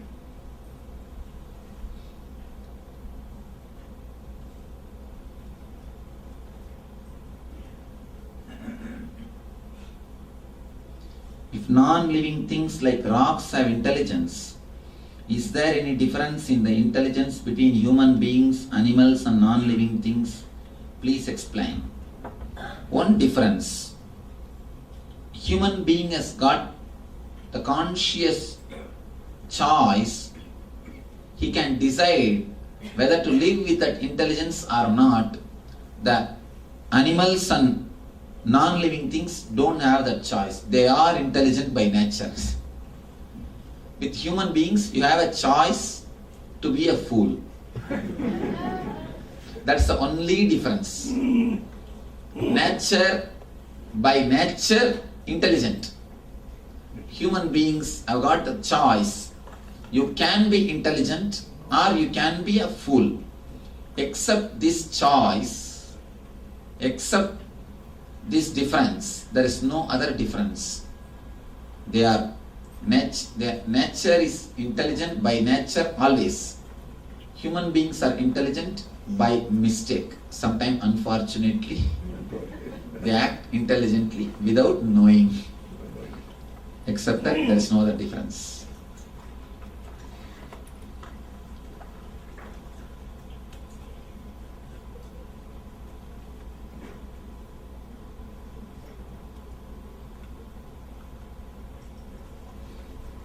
I understand that as you go deeper into the 7 bodies, the distance becomes less. How do you move down in levels of bodies and stay there so you can truly experience collective consciousness? It is just as simple as 1, 2, 3. Just very simple as 1, 2, 3. 1, after the lecture, go to the volunteer, 2. Register for NSP. 3. Be here tomorrow morning. Just 1, 2, 3. It's as simple as 1, 2, 3. You can experience and stay there.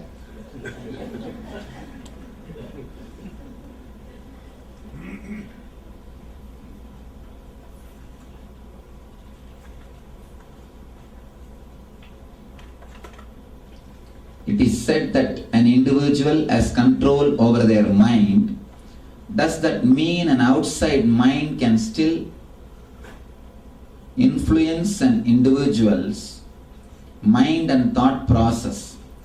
How do we control it so as to prevent anger or depression? This refers to the first truth that you stated. Thank you. Nice question. It is said that an individual has control over their mind.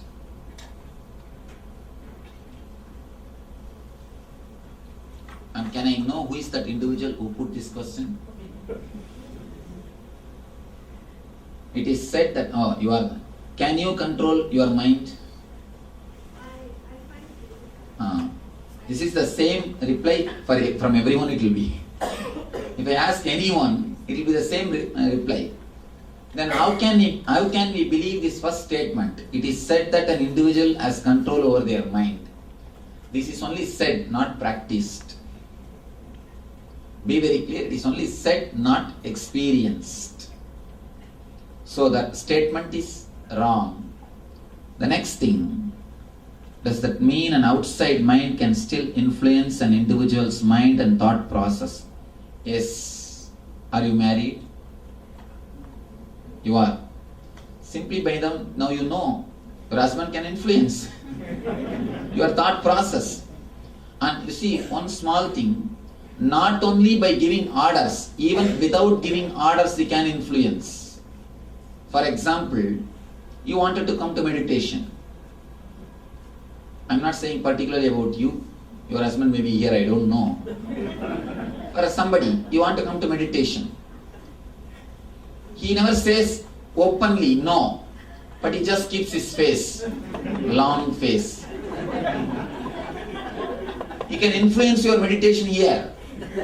When you are sitting here, his long face, you will be meditating on his long face. You will be continuously remembering his long face. They are very energy. And one more thing you should understand. For example, he never likes this meditation, all this stuff. And somehow, fortunately, he was not in the station. He is not in the city. He is out of station for last 10 days. Even then, if you are coming here, you come up with a thought. If he is here, I have to ask permission. So he will say no. Anyhow, you come here. You have not asked him. He has not showed any even body language or verbal language. Nothing has happened. But when you are sitting here, your energy will be totally different. The memory, just the memory, if I ask him how he will react, is more than enough to put you into low mood, to influence you. Am I right? The very thought is enough to change the whole energy. So understand, it is so practical. Others can influence your mind without even expressing their thoughts, without even expressing their body language. Even if you don't see them, even if you have not seen them, even if you have not asked them about something, just their thinking trend, just their thought structure, when you know about it, that is more than enough to influence your thought and thinking system. How do we control it so as to prevent anger or depression? How do we control it? Again, same answer. Only meditation. Analyze all the 7 layers of your so-called individual consciousness. You are nothing more than onion. Please be very clear. We are nothing more than an onion. If you peel the onion layer by layer, what is there inside? Empty. Just like that, you are an onion. Onion thinks it has got something solid. Only when you peel all the 7 layers, you understand there is nothing inside. Same way you think you are an individual consciousness. If we peel all your 7 layers, you will experience you are a cosmic consciousness, collective consciousness. That's the one and only way to prevent anger or depression which sneaks inside your system from others, through others and by others. Thank you.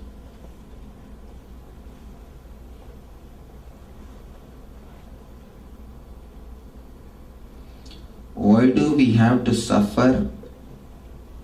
In childhood, we are trained to be separate from others, then school to learn to be somebody, and then adults competing in commercial jobs, and ultimately, if the ultimate truth is we are one, bliss, why cannot mass consciousness also reflect this joy, peace and love?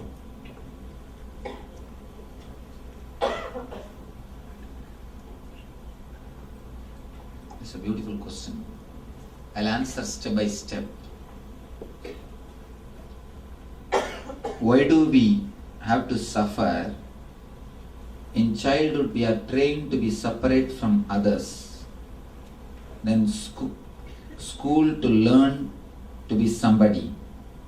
Then learn adults competing in commercial jobs.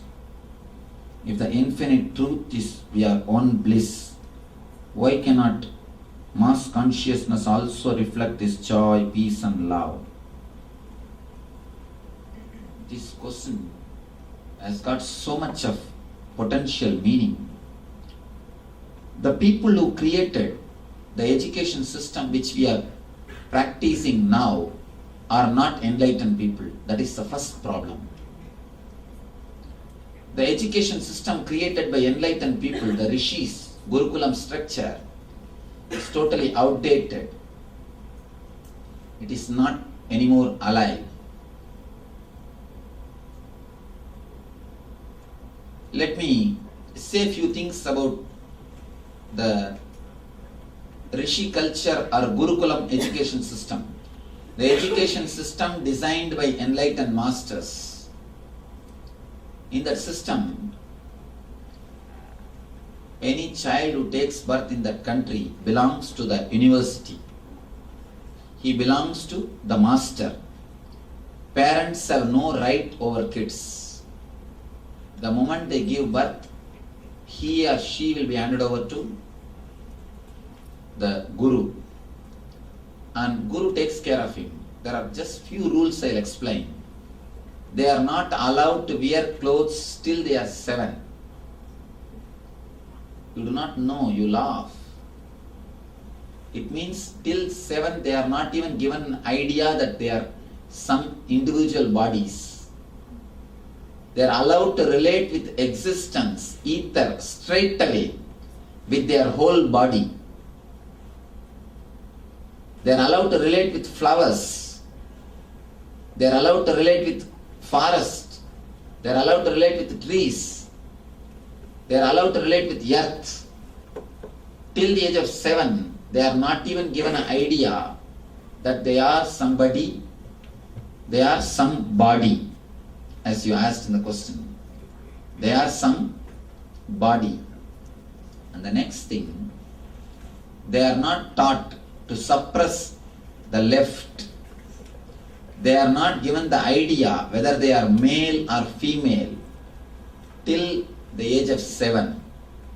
They are not given the idea whether they are male or female.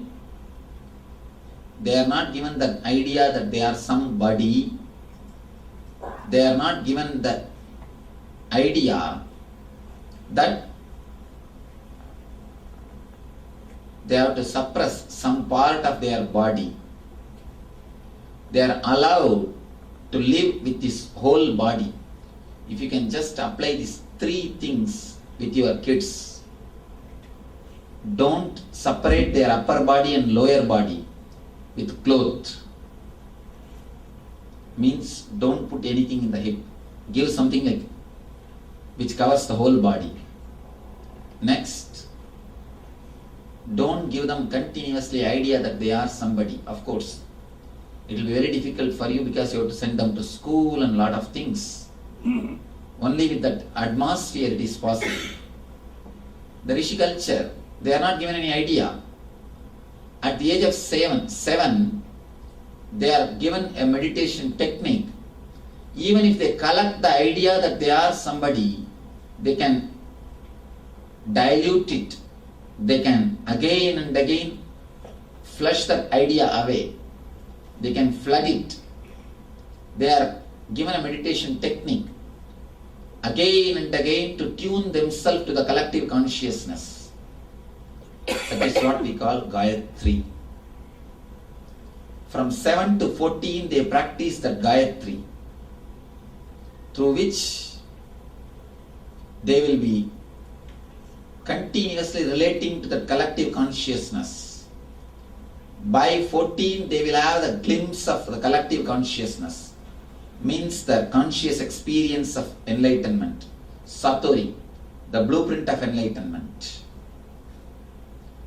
And after 14, based on their Satori, after having Satori means the first experience of enlightenment, they will be given a deeper level techniques to continue in their path.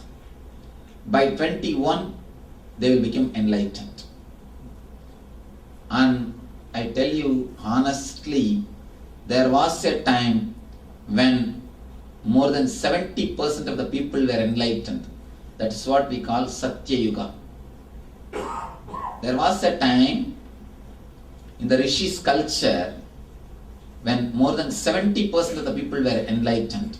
Other 30 were minus, below 7. They were working towards it. Either they are already enlightened or they are working towards it. Our social structure, the social structure created by enlightened masters is either already enlightened or working towards enlightenment. That's all. There is no other category. Whole society is only two categories. One is achieved, another one is travel. That's all. Enlightened and seekers. Of course, unfortunately, we lost that education system. That is why I have to conduct NSP every week all over the world. And it is not so easy to conduct this program. People who attend, they say, Swamiji, 2 days, except few hours of rest, you will not have much rest. And people don't feel tired. That's different, because they feel so much of energy through meditation. They come and tell me, Swamiji, how is it possible? 2 days we have spent without sleeping. And I tell them, for you at least it's only one weekend. For me, every weekend. For last 2 years, there was not a single weekend in which I was not having some program, some ASP or NSP in some part of the world. If you see our website and see my program, throughout the year, till 2006 beginning, throughout this year till 2006 beginning, not even single weekend is free. Somewhere or other, we are having ASP and NSP. You can see the complete program. And apart from that, even in weekdays, in India we do this program as 4 days program, 4 days course. Continuously I am doing the programs, ASPs and NSPs, everywhere, because the Gurukulam system is lost. Now we are trying to revive the Gurukulam system. Already we got few kids of our devotees and started the Gurukulam in India ashram. soon we are expecting to revive the Rishi culture along with giving modern education to them without disturbing their collective conscious experience or enlightenment.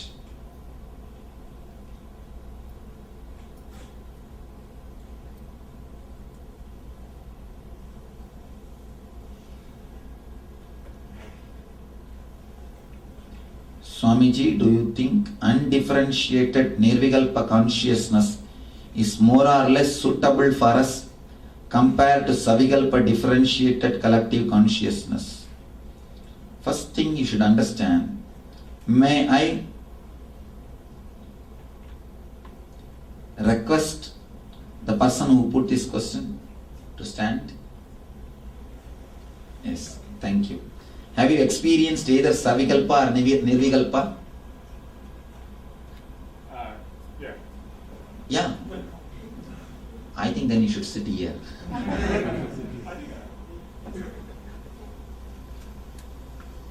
Let me tell you from my experience. I do not know about your experience.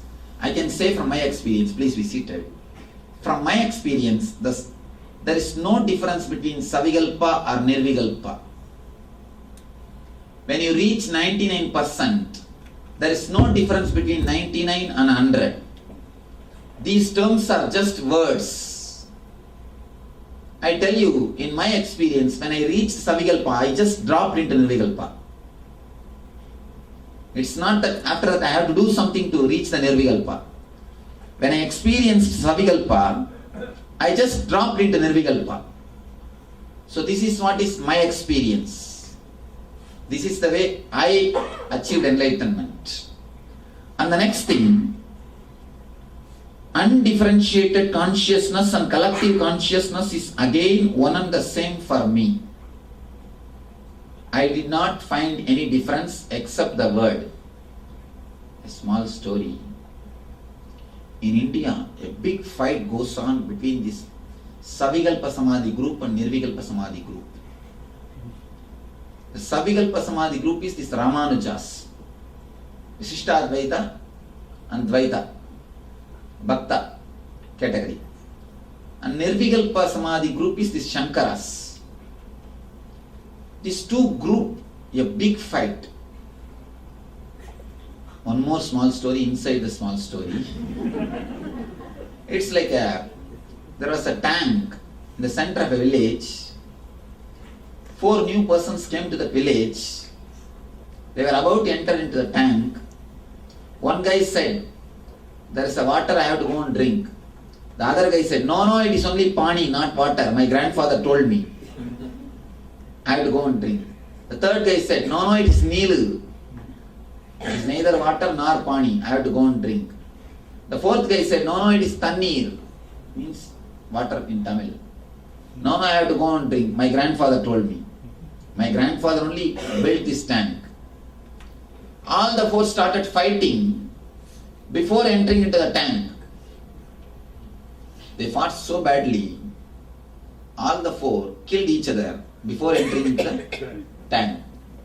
If they had little bit of patience to enter into the tank, or at least look into the tank, all 4 of them would have understood what we are fighting is only word.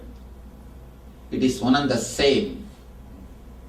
Whether water or pani or tanni or neelu, it is just one and the same. Same way, all this religious terrorism. This religious terrorism is nothing but misunderstanding of the same category. Before entering into the tank, they hold on to their words and they say, my grandfather told me.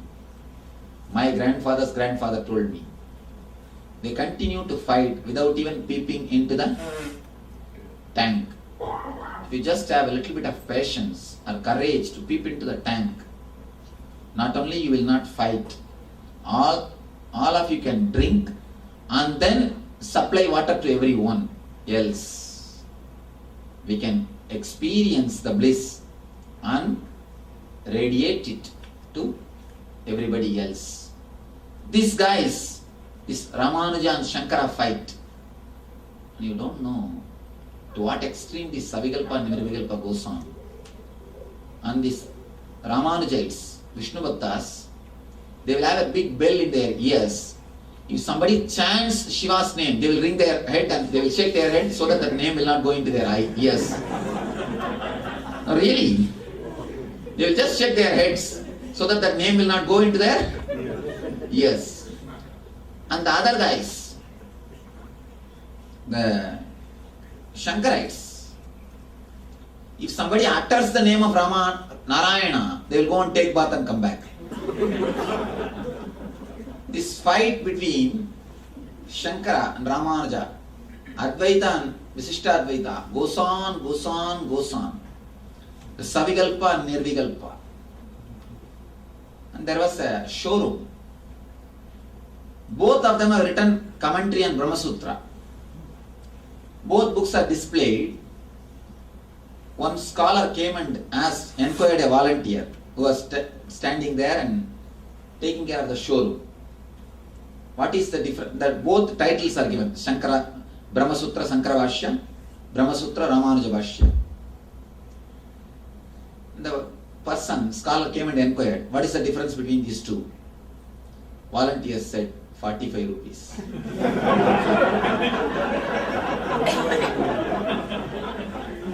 It is just 45 rupees, $1, nothing else.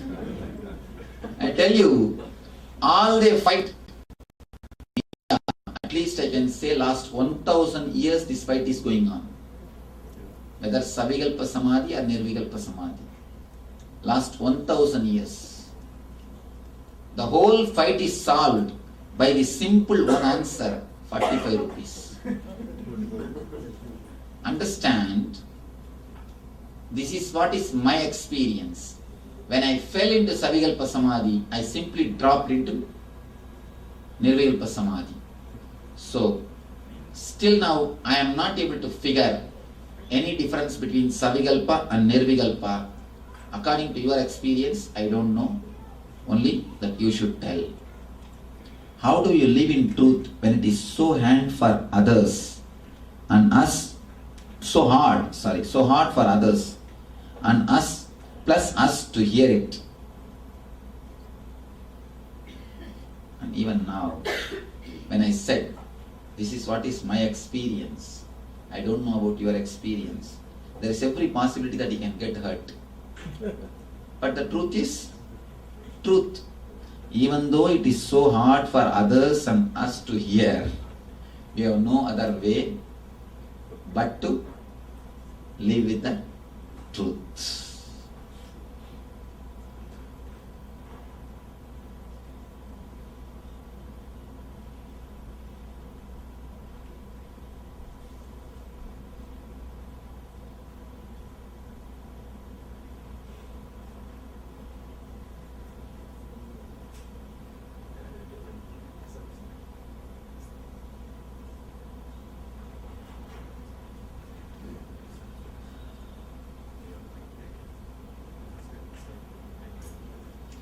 Is it possible to skip the layers of attaining the nirvanic body?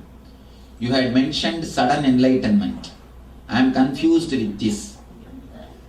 Please be very clear. The sudden enlightenment also happens only by penetrating all the 7 layers.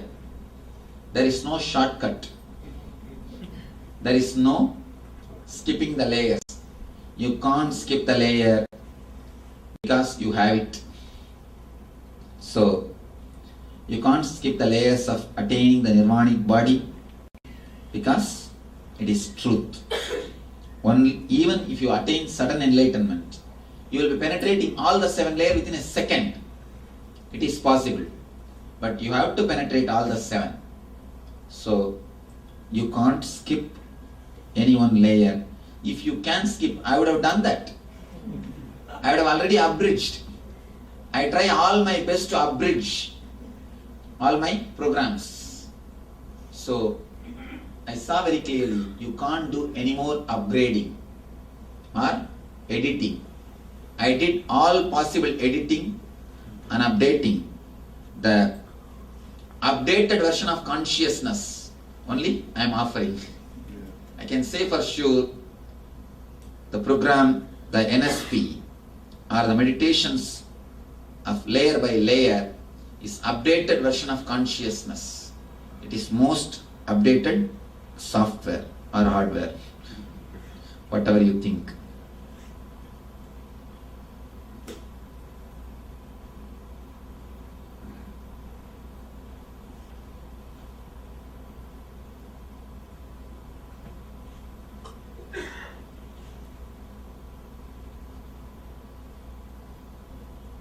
There are a lot of personal questions.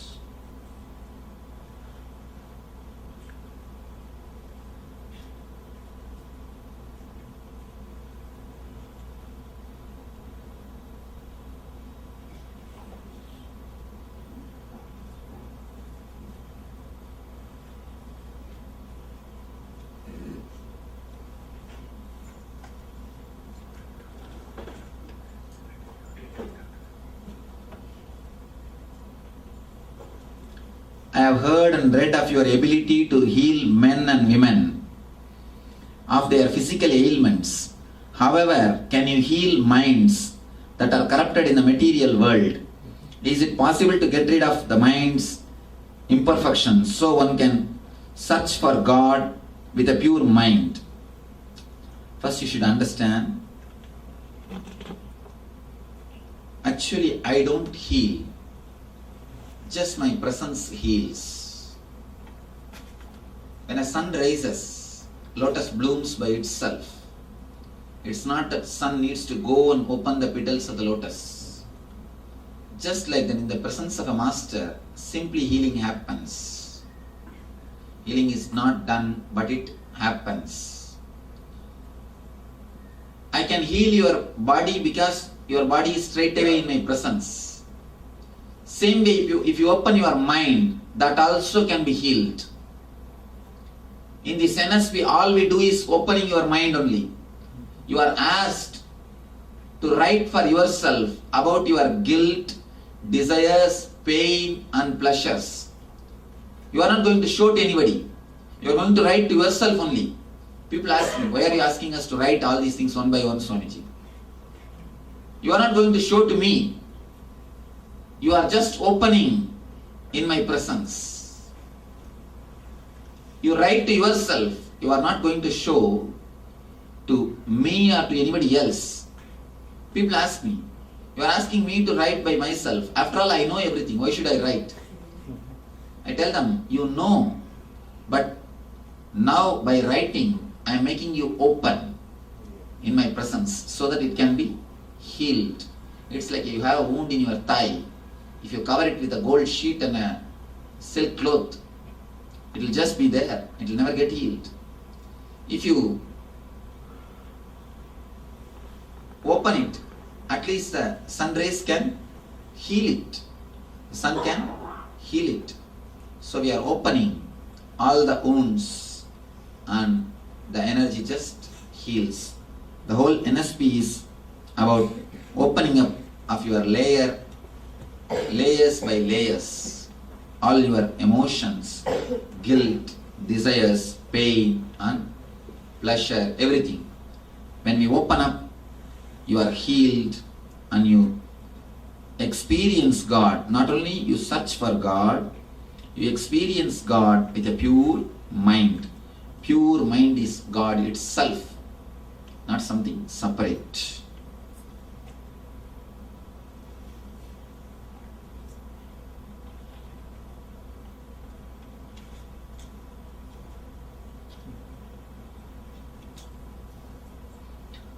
We are all part of collective consciousness. How the God comes into this? The collective consciousness is what I call God. The whole is what I call God. When you are whole, you are holy. And today is holy. Ras Purnima. When Radha and Gopis and Krishna experience that collective consciousness, Krishna gave the experience of collective consciousness to the whole group of Gopis and Radha. We have a very wrong idea about this Ras Leela. We think Ras Leela is something like we made it as such as if Krishna had relationship with so many women. No, it's a wrong concept. Be very clear. Raslila happened when Krishna was 10 years old. He was a small boy. None of us read the original scriptures correctly. We just pick up and support what we want. See, we just wanted to support all our qualities. So we just want some support from some scripture or some master, so that we can do all our things behind his back. So we just start blaming Krishna. What happened actually is he gave the collective consciousness experience to the whole group of gopis and Radha. The whole group of gopikas, they had the experience of collective consciousness. The collective consciousness is what I call God. God is not created. If we become one, then who created us? God has not created us. If we become one, then who created us? If you attended yesterday this course, you can understand. Or, if possible, listen that DVD. Chaos is order and order is chaos. Nobody has created you.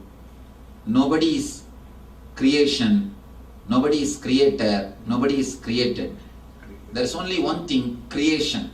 Creation itself has created itself by its own intelligence. Creation, created, creator, all the three are one and the same. To understand more, please listen to the discourse of chaos is order and order is chaos. I pray and bless you all. Let you all have this eternal bliss, Nithyananda. Thank you.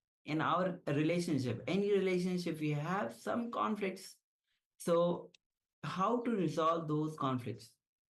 We'll be having sessions on those. And of course, the day will be starting with the Nithyananda Yoga. So, with this, let's close this session with the Purna Mantra. Om Purnamada Purnamidam Purnat Purnamudachyate Purnasya Purnamadaya Purnamevavashishyate.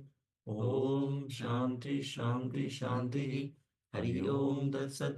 Sarvam Bhagavad Shri Nithyananda Paramashivoham Om Nithyanandam. Yes, thank you, everyone. Nithyanandam. Nithyanandam.